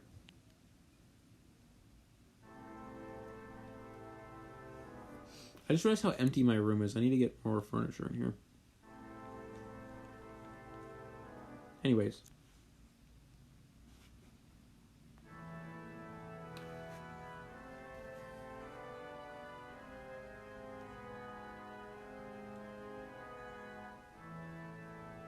Anyways, guys, thanks for your patience. We are just waiting for the next round momentarily. So, should be up in a second here. Alright, what have y'all been up to today? What's everybody been doing? What did I do this morning? Played some rank, went shopping, got sushi. Sushi's good. I got some sushi, came home, fill all the walls with painting. I have the posters up here. Oh guys, this is the restroom if you're wondering. If you guys need to use the restroom, it's right here. This door. I don't know why the architects would ever put it there, but that's what it is. I have these two, but I gotta get furniture up here because I have like nothing up here. It's just so empty. Oh my god, guys, we're in London. We're in the streets of London. Buy every single painting? I don't know about that. Is getting you hyped? Want to sign up for the next tournament? Yeah, absolutely, Bug Up. Absolutely. You absolutely should.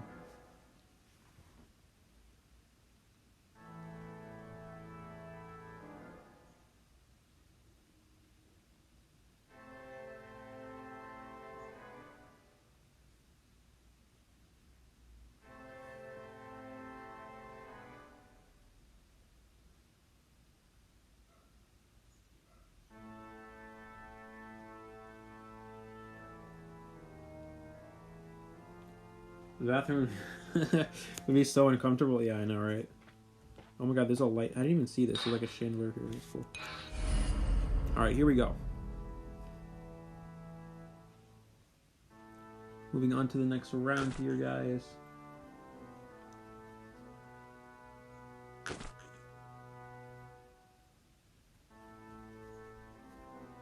Well, not next round. Second half of the first round.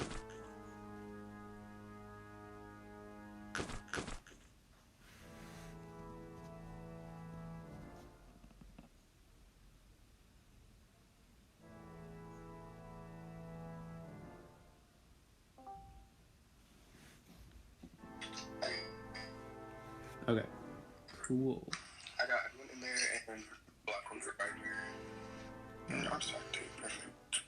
Alright. I got my co-commentator back. Yes. Yes, sir. Alright. We got one survivor ban. This is the second half of the first round, guys. So we're going to see that one survivor ban yet again. It looks like it's going to be the mercenary. A lot of hunters, banning mercenary right away. I know, Eddie, you banned mercenary when you were playing that bonbon. So, what is the reasoning behind that, for your opinion, at least? I just find it that mercenary is one of the best survivors to save with. So, especially with bonbon because of his bombs, I find it kind of hard to get a saving. Mm-hmm. So I usually just end up banning Merc because he's just the biggest pain. Absolutely, yeah. You can take up that, taking that extra hit. With a bonbon, you only need to get the first 2 bombs. With a mercenary, you gotta get 3. That could be the difference between stuffing a rescue and them getting the successful rescue off. So, I know he's gonna bring Tide if they're Merc, so yes. It'd be easier for me to ban Merc. Absolutely. We're going to see possibly the first Perfumer of this tournament so far. We haven't seen one yet. Perfumer, one of the best containment type characters. But we could see that being used from one of the survivors here. Yeah. Embalmer again. Embalmer yet again. Nope, looks like a switch to Enchanters. Yep.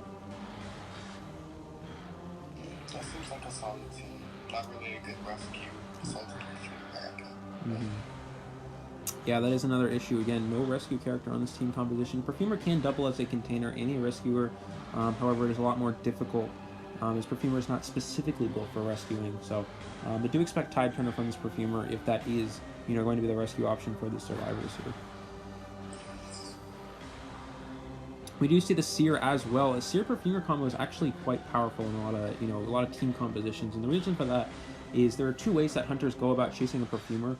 The first is that they hit, they bait out the perfume and then they wait for it to run out and then hit the Perfumer. But if you have a Seer on your team, in the in-between time when that perfume is recharging, you can just owl the Perfumer and her Perfumer will recharge your time, so you're going to be able to take that extra hit. It's a very powerful combination. You see that used in a lot of high-ranked gameplay. So expect to see something like that potentially here in this game. Yeah. Let's see if they do it correctly. Correctly, yeah. Okay. Dr. Grizzly is my boyfriend. Okay, interesting. Wow.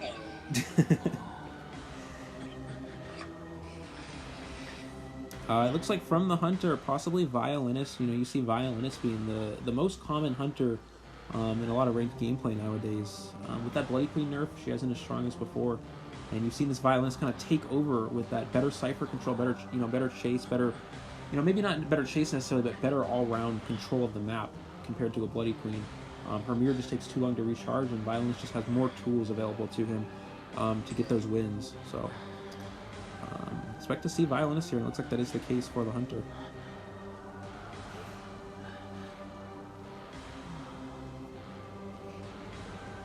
Getting into the first round here, it will be those same character selections we had mentioned before. Again, no rescue character, but Perfumer, Kid, double as a rescue and a container. So the downside to that, though, is if the violinist is able to find this this Perfumer first and get her down, who's going to go in for the save at that point, right? There's no one who can really rescue as powerful, as a normal rescuer would be able to do so. So this is going to be a lot, more difficult for this team if he's able to locate the Perfumer first.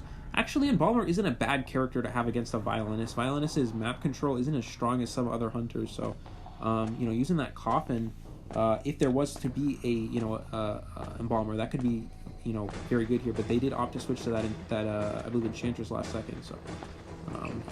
Looks like he found it. Did find the prisoner, finding that decoding character. Keep in mind, though, this violinist is not running detention. They are running confined space, along with that pallet breaking speed, in addition to trump cards. So they really value the wall block potential, the pallet breaking speed. And it looks like the Seer was trying to go for that pallet stun, but a good job from the Seer dodging that first hit. Expect him to use that owl on himself here.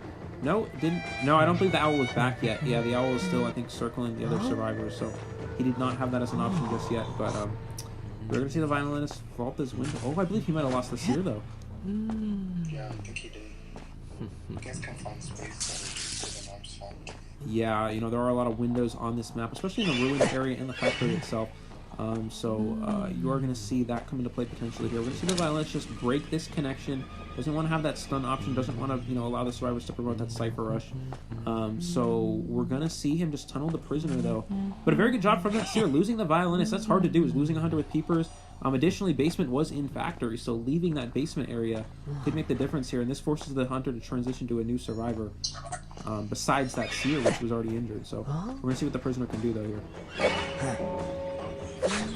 Does get the hit with the string. That is a very good job from the violinist team. That early hit. He does have that presence ability now, using that Rhapsody to slow down the hunter, slow down the survivor with that those music notes.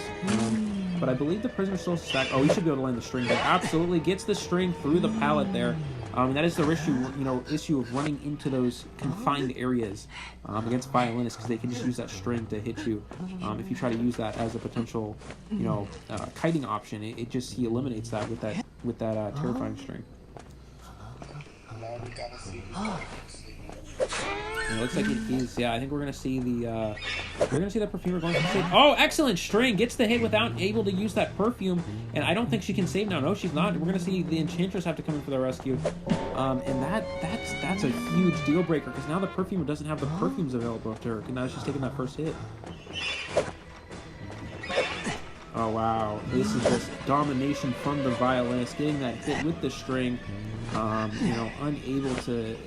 Unable for the survivors to really do anything. It forced the Enchantress to save without Tide Turner. Checking the Perfumer's build, she did.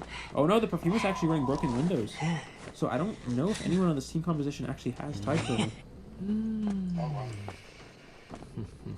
Maybe Seer? Could be the Seer. The only two that I can view are the Enchantress and Perfumer. Unfortunately, but I don't think anyone's going to go in for a rescue, though. I have a feeling they're just going to go in for a healing strategy. The issue is, the violinist has wanted order on this Perfumer. He knows where she is. He knows where they are healing. So he's going to be able to locate out this, this healing party and prevent them from actually doing so. You see the Perfumer trying to heal this Enchantress, but it's just not going to happen. He's found all three survivors at one time. Goes for that string. We'll see if he uses that, full presence ability. But it looks like he didn't use the... oh, now he's using it, but Perfumer already out of range at this point.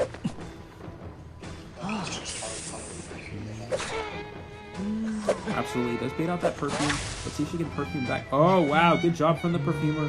Timing that perfectly, is able to perfume back there. But let's see if we can land the string on the Seer. Oh, good job. Lands the hit on the string. Wow, that was a big deal right there. Getting the down on the Seer. This will also be basement. Nope, it looks like he's opting not to take her to basement. He did have basement as an option, but this rocket chair right here is actually a very good one for for hunters to camp. It's kind of out in the open, not many places where the survivors to go after they get rescued. So the violinist does acknowledge this, and he's going to use that to his advantage here. He can also constantly camp this cipher machine as well, because he was able to chair him on that site, on that chair near the cipher machine. So that actually is a pretty big deal for the violinist. Oh, an excellent perfume. This Perfumer doing very good with those perfumes so far. And we'll see if she can get the rescue before the halfway mark. I don't think she's going to be able to, though. Oh, does get her to hit the chair.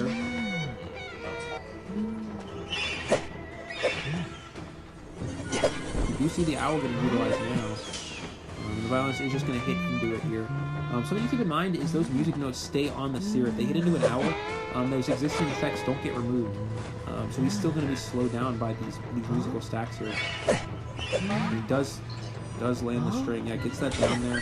I believe the Seer was rescued after half. Oh, he did? I didn't even notice that. Yeah, you hit the Perfumer. Perfumer was able to perfume back, though. So you have this Perfumer is actually playing very well. Other than getting hit with that first string, she has been using those perfumes to perfection, and you do see one cipher machine remaining. So the survivors just want to get one person out at this point. If they can finish this last cipher, they can go for a one-person escape and get 1 point for their team. I think that is the goal for them at this point. I think at this point, though, the violinist is looking for that wiggling cipher, trying to find which cipher machine is the last one they're decoding, but it looks like he may just target down this Perfumer at this point. She is out of perfumes. The violinist is most likely aware of this. So we're going to see what he can do here, though. Does get the hit there. Perfumer will use this to transition away. Checking the Enchantress's decoding progress. It's only about 30% of the way done, so this Perfumer needs to buy a lot of time. I just don't think in the position she's in, she can really do that. Violinist already has his string back online. He's going to go for that there. Does get the down. And it looks like the cipher machine is not primed, so the Enchantress still has dungeon as an option to her. But it's right on... Yeah, it's right on the Perfumer's rocket chair, so it's going to be very hard for her to actually do so. And he has peepers as well. He's going to be able to, try to search out this Enchantress at this point, but we're going to see exactly what the Enchantress is able to do here.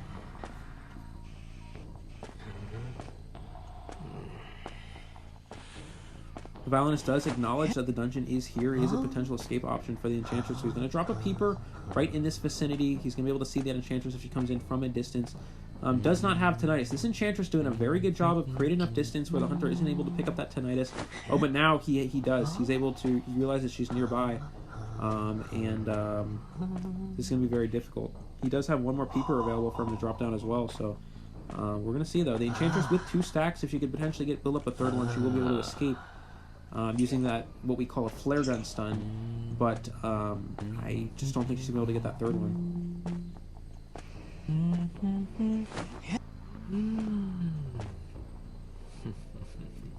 The dungeon is open. We'll see what the Enchantress can do. She's kind of just over here building up these stacks, as much as possible, but I don't think she's going to be able to get a third one. So we're going to see. And the violinist has been able to find her at this point. So we're going to see if she can use this stun here. She's only got a single stack. I don't think she's going to be able to make it. We'll see. No, she's not able to do so. Yeah, he's going to get the down there. Not having that triple stun is going to make the difference here. And the violinist able to secure the 4-person elimination. You did see a 4-person elimination from the other hunter as well. So this is going to tie the series up 5-5. Great show of dominance from these hunters, using this great map control that they have to their advantage, taking advantage of the small map, that being Arms Factory, and is able to get 5 points for their team. So it is now 5-5 after the first round here. I'm back. Welcome back. Perfect timing.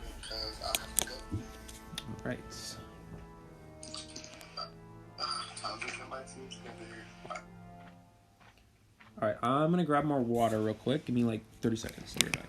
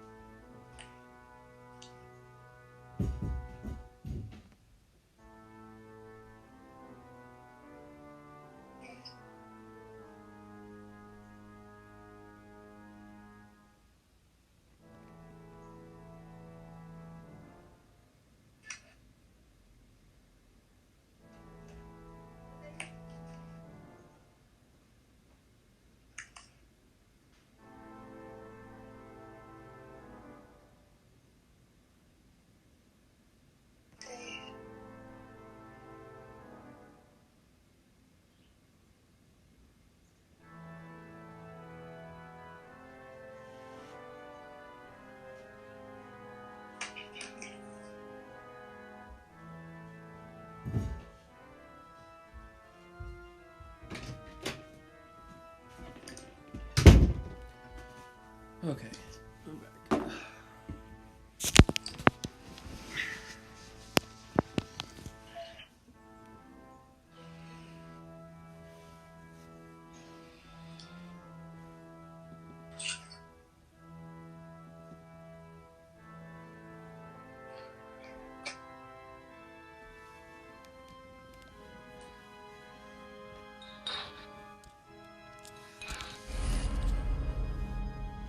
Okay, so if you guys are wondering, it is, I believe, 5-5. Both hunters did get 4-person eliminations, so should be tied up as of right now. Let me make sure.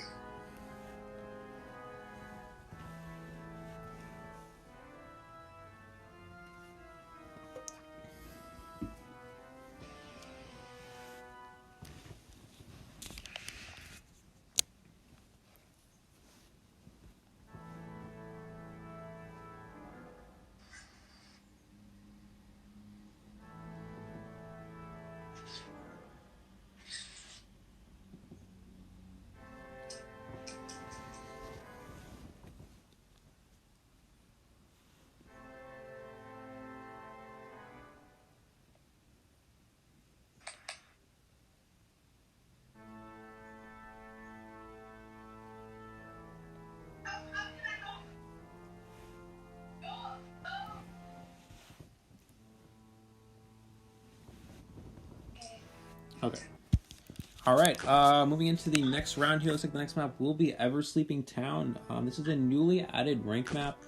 This was added at the beginning of, I believe it's season 12. I think is when it was first added in. But we're gonna see. This is the second round here, so there's gonna be 1 hunter ban and 2 survivor bans. Back on Storm here to see what they can do to put their team back in the lead with that 4-person elimination in the first round.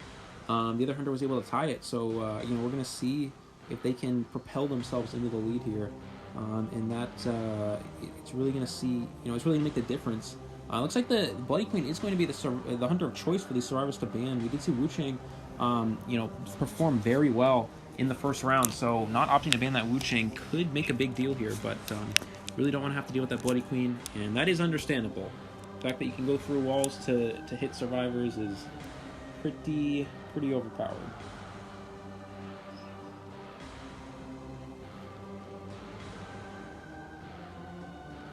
No one would be interested if you weren't commenting. That is not true at all. Don't say that.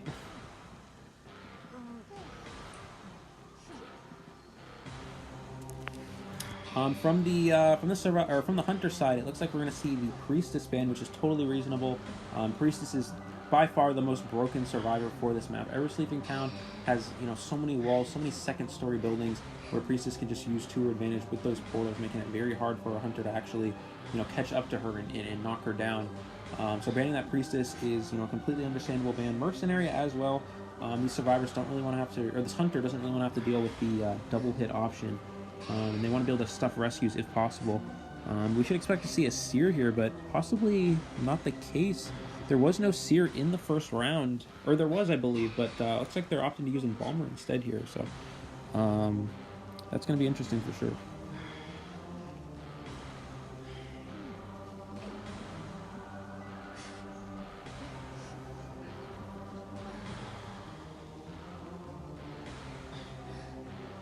Aiko, are you going to be commentating this one as well? Okay.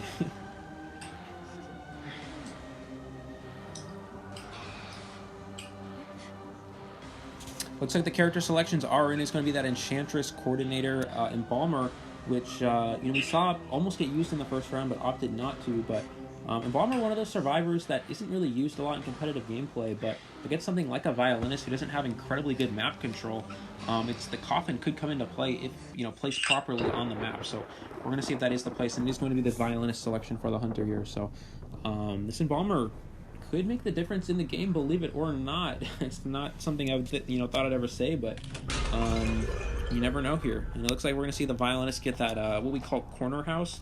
This is one of the 2-story houses in the corner of the map. So he does get that corner house spawn. He's going to transition over towards, looks like, the middle area here. No survivors there as of right now, so that is pretty good, favorable for the survivors. But he almost went to that middle cipher and would have found the Coordinator, but it looks like she was able to avoid being detected there. And it looks like the Violinist is going to locate the Embalmer, though. I don't think he's put down the Coffin. That's the issue. Oh, good string from the Violinist, getting the first hit on the Embalmer. I think this is going to be a quick down here. Looks like that is the case. Very quick down within like the first 20 seconds of the game. This is going to be huge for the Violinist. He already has his presence unlocked. The Embalmer unable to even get that Coffin down in time. So this is going to be very hard for the survivors to come back here. Looking at these builds, it looks like the only survivor with rescue potential is that Coordinator using the Tide Turner. Expect that flare gun here. Maybe giving the Embalmer more time to get away, but we'll find momentarily. She's going for that string. Oh, gets the double hit as well. This is the biggest issue with body blocking, against a Violinist, because they can just double string the survivors, and it makes it very hard for them to prevent getting hit there. We do see the Embalmer drop that Coffin, I believe, and he's probably just going to use it here for that Tide Turner effect. Even if he goes down from it, it's not going to make a big deal. This does give the survivors more time to decode. The Violinist is going to be able to go right to this Coffin, but the extra Tide Turner time that the Embalmer is going to have from this will make the difference potentially for these survivors to finish decoding. There is already one Cypher Machine decoded at this point. Prisoner's working on another one that's about to be finished. Expect the Embalmer just to get as far away as he can from these ciphers, buy more time for the survivors to decode. And at this point, I believe the survivors are just pushing for a tie. You see, when a survivor goes down that quick, it's very hard to actually win a game. But tying is always an option, as Cypher Rush is so prominent, in this game for these survivors. So we're going to see the Violinist transition over here. Looking around for the survivors, he does have Tinnitus, so he knows someone's nearby and is able to pick up I believe that's the Enchantress's trail. But no, he actually finds the Prisoner, which is even better. Finding that decoding character, very important here. He's going to be able to get that first hit. Good movements from the Violinist, juking that Prisoner into going through that pallet there. Good string from the Violinist, gets another very quick down here. That's going to be a very big deal for the Hunter. Is able to share them on the Cypher Machine that they want to decode as well. So that's going to be very hard for these survivors to come back here. And this is exactly what I was talking about before. Where these survivors really want to, or this Hunter really wants to get a high of elimination count as possible. He's going to be able to land the string. Second ability with the presence. Does get the hit on the Enchantress as well. That's going to be a double down here. I don't see how the survivors can come back. The Coordinator's injured. He can't really save. No, she's going to use the flare gun for the rescue. That is reasonable. And that makes it hard for the Violinist to actually do anything about that. As he does have people, there is no excitement. Gets the string, gets the double knockdown. I think this is just, securing the 4-person elimination at this point. Expect the survivors not to immediately surrender. They can self-heal, so they're not going to give up just yet. But it looks like the Enchantress will be the one being shared at this point. But we're going to see if these survivors can heal up in time. Maybe one of them can get up, before both of them get shared. So we're going to see here. But no, it looks like they are just going to surrender. Excellent job from the Violinist. Just straight up dominance. He did not. I don't think he missed a single string that entire game. Those strings are sometimes very hard to hit. Because they're just so thin. There isn't a lot of range for them to actually hit the survivors in terms of space. So the Violinist able to hit every single string there really just made the difference and allowed them to secure the 4-person elimination. You really see the power of this Violinist and why he's banned so often in competitive ranked gameplay. Just because of how good he is.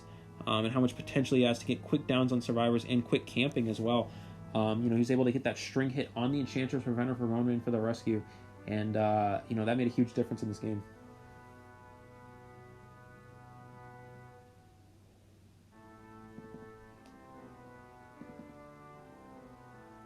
Need more patient, or need more. I think it's more of a patience thing. Going in for the early rescues. Yeah. Anyway, GG's to both teams there. They're just going to make the score 10-5 at this point. I'm going to drink some water because it's kind of hot, so we do that real quick.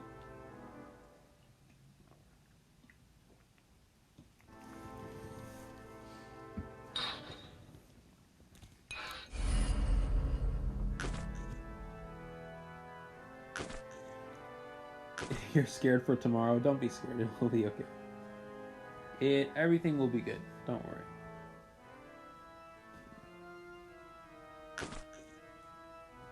Y'all got it. Don't worry. It's all good.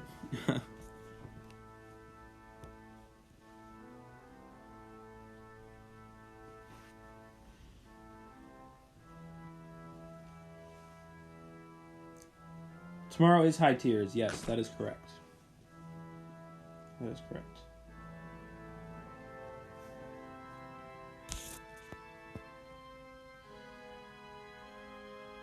It'll be okay. Just have fun. Just have fun. Try your best. Everything will work out. Guarantee it.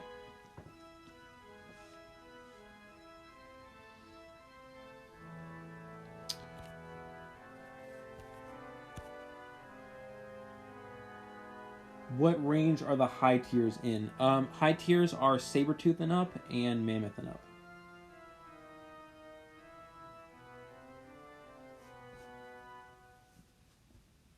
So it's Mammoth and up and Sabertooth and up. And then the lower tiers are Spider to Croc and Bug to Elk.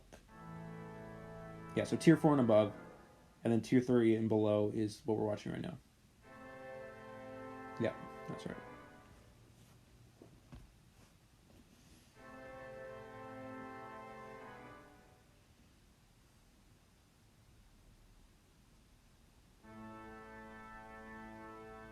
You guys are really trying to get on the same team. All right, moving on to the second half of this round. Okay, here we go. This Hunter really needs to make a good comeback. You saw a very dominant showing from that Violinist in the first round on Arms Factory, but expect to see the Violinist get banned. Violinist is very strong on this map.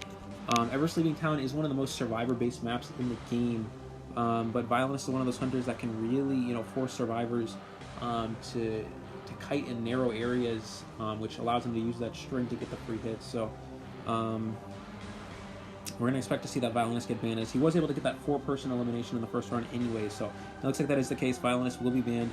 Mercenary and Seer as expected. No Priestess, which means we should expect this Priestess from the survivors immediately. One of the survivors selecting Priestess as an option there. But keep in mind, they don't have a Rescuer.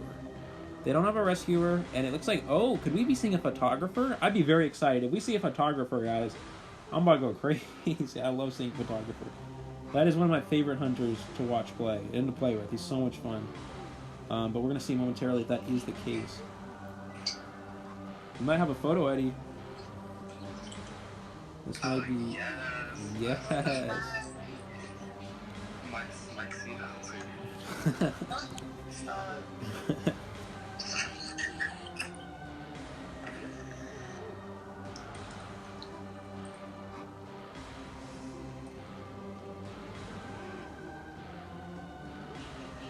Alright, so for the survivors, they did ban that Violinist, so we're not going to see that as an option. We do see the Priestess immediately getting selected. Yet again, that is very important to keep in mind. Priestess is absolutely broken on this map, and it is going to be the Photographer, I believe, for the Hunter here.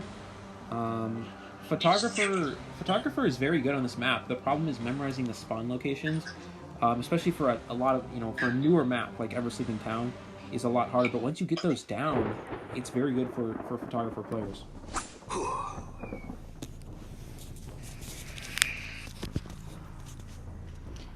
Something else to keep in mind is how good the photo's spawn is. If you spawn right on top of a camera, you're in a very good spot. It doesn't give the survivors any time to hide.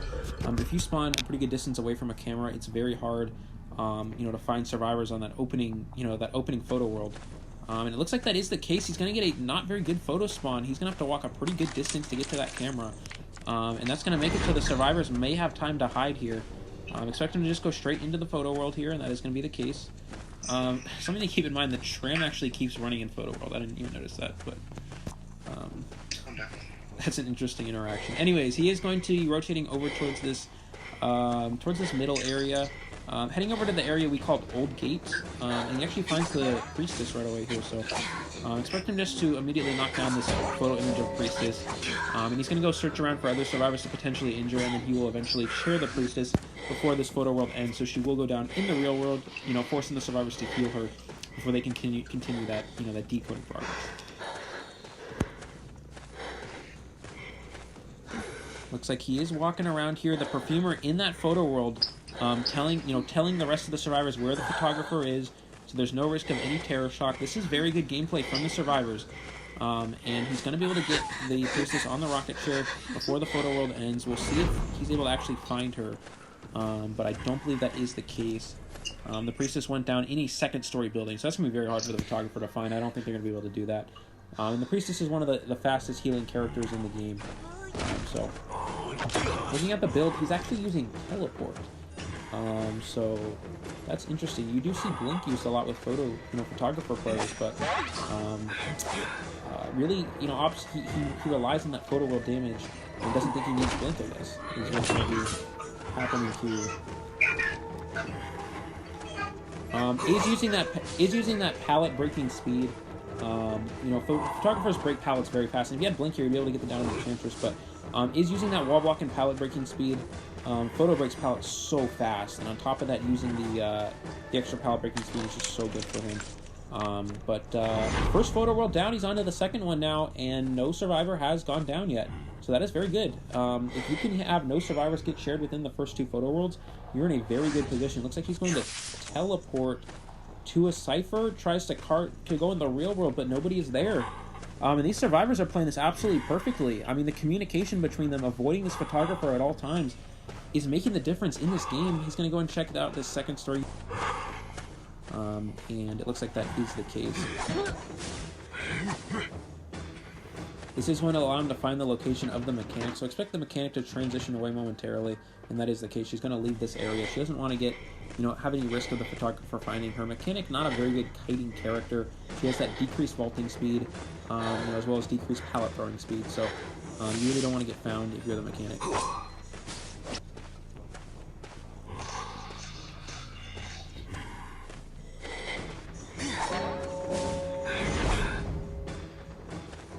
He is able to find the mechanic's photo world image, though. This is going to make it so he can hit her in the photo world, making her one shot in the real world. But again, not seeing this blink from the photographer is making the difference for these survivors. It's a lot easier for them to kite him. It's a lot easier for them to waste the hunter's time. And he's going to locate the Enchantress yet again. But the downside to chasing an Enchantress is she has stuns. And you're playing a hunter like photographer, not very good chase, and if you're getting stunned every 5 seconds, you're going to have a hard time getting this Enchantress down. Although something to keep in mind, she's out of pallet. She's in a very bad area.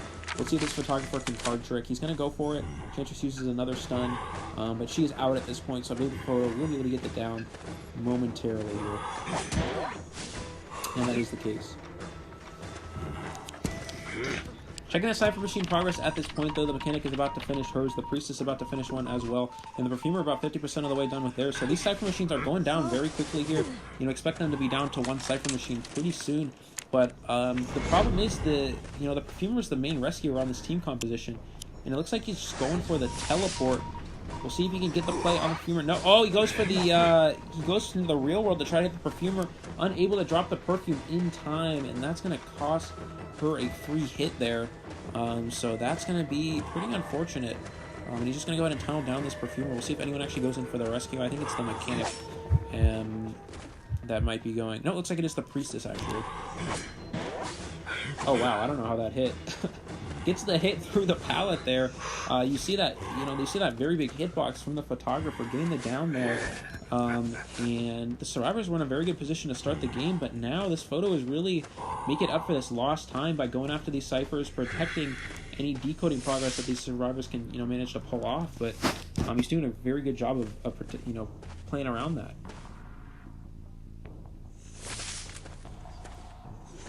Looks like we're going to see the Priestess going for the save. Oh, excellent portal from the Priestess. Able to sneak around the photo there. We'll see if they can maybe make it to the tram. That might actually be interesting if they're able to do so. Priestess going down that pallet there. Something to keep in mind, though, is it's going to hit the Priestess, but something to keep in mind is Priestess hasn't been on chair yet, so going after the Priestess doesn't really do you very good.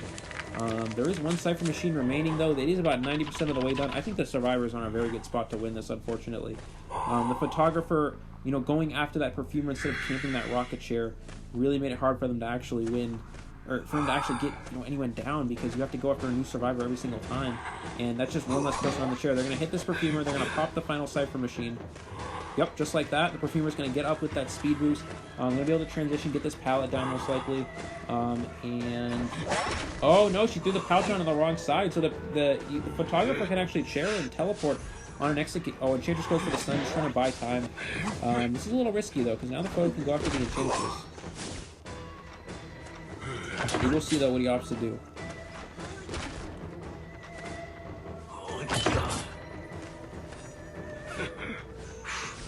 Going for another stun, just trying to buy as much time as possible. This is very risky from the Enchantress, and that the Hunter does have detention, so if he's able to hit the Enchantress, she would go down, but, Enchantress doing a very good job of creating enough distance to, completely neutralize that option. And I think the Survivors are just going to make it out through the exit. He's going to teleport, but not in it with enough time. This Enchantress is going to leave, Mechanic's going to leave, and Priestess is going to leave out the exit gate. That is going to be a 3-person escape for the Survivors. And, you saw the 4-person elimination from the Hunter, and the Hunter from the last Hunter, and Grizzly only getting 1 person down here is going to put the other team up by, what is that, at least 2 points. Now I gotta do the math. I'll do the math after this. I apologize for that, guys, but an excellent job from both sides. But again, the Survivors with great communication, able to avoid that Photographer at all times. You really see the power of voice communication against a Hunter like Photographer, and that really made the difference in this game. Let me do the math real quick, make sure I'm not dumb. Yes, there is the tournament tomorrow. The upper division will be playing tomorrow, as well as, I believe, the finals for the lower division. How do you apply for the tournaments? So if you have to join the Discord, which the link to that is in the video description below, and you can join one of the future tournaments after that. And make the feasters suffer, don't test me. Okay.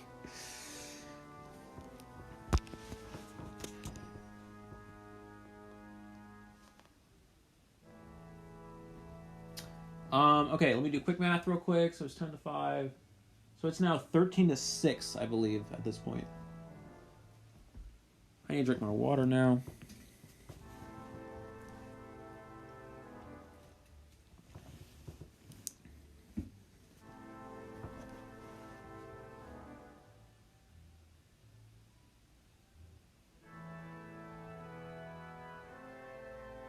I'm not actually sure, guys. You'd have to ask.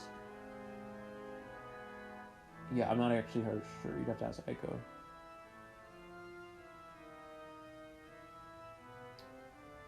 Okay.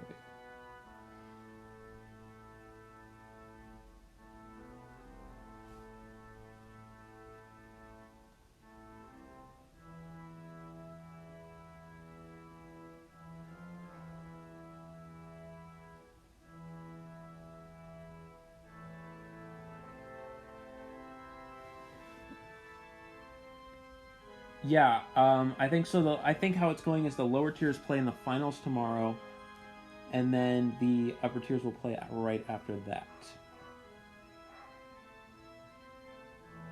Absolutely, GG's to both sides. That was well played.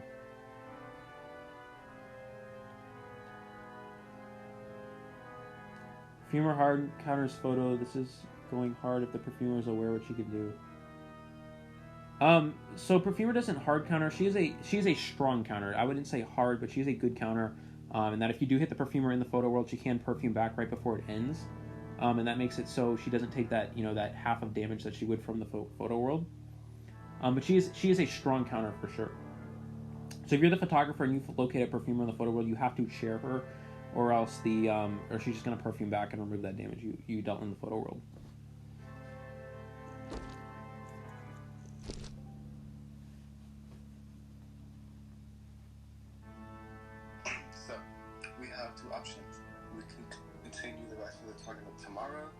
or we could finish the last two lower tiers today. It's up to you. Well, we got, let's see, we got we did the final, okay, so 1, 2, 3. I say we just finish it today because there's going to be like 4 games for the upper tier tomorrow. Okay, so Yeah, that would make more sense. Yeah, just okay. Okay, cool. We'll All right, sounds good.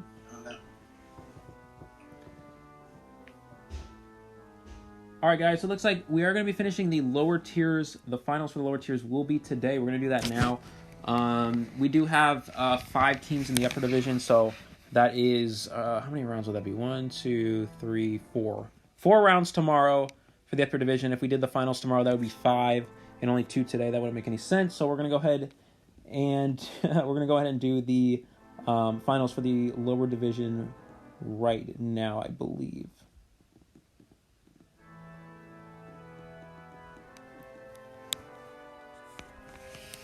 Oh wait, we might have a problem. Some of my teammates can't.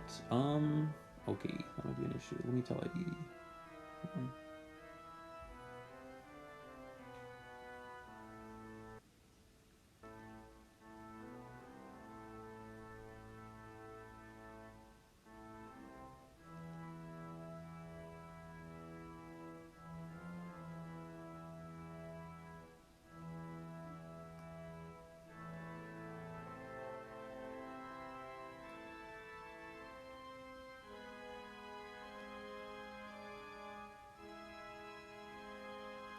Okay, change of plans, guys. We're going back to what we originally had.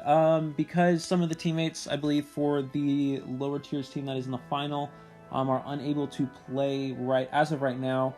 We are going to go ahead and just go as we had originally planned. The finals for the lower division will occur first tomorrow, followed up by the upper tiers right after that. No problem, no problem. I know there's a little bit of confusion there, so it is no problem at all. So we are going to go ahead and finish that tomorrow. So I think that's it, right, for today. Just want to make sure. Yeah, that's all for today. Okay, that's it for today. Okay, so we'll just go ahead and wrap the stream then. Okay, guys, that is going to be it for the first part of the tournament today. The finals for the lower tier will be tomorrow, as well as the upper division. So don't forget to check that out. If you guys haven't already done so, don't forget to check out the link to the IDV studio. That is in the Discord. That is the Discord. The link is in the video description below. If you guys want to be part of future tournaments or just join the Discord, it's a very fun Discord. I personally love it myself. If you guys enjoyed the stream, don't forget to like and subscribe. It really does help out everything. Does support these players as well. Thank you guys so much for watching. Huge shout out to Eddie and Aiko for organizing this. This would not be possible again without them. That'll wrap it up for the stream. Be back tomorrow, and I hope to see all of you then.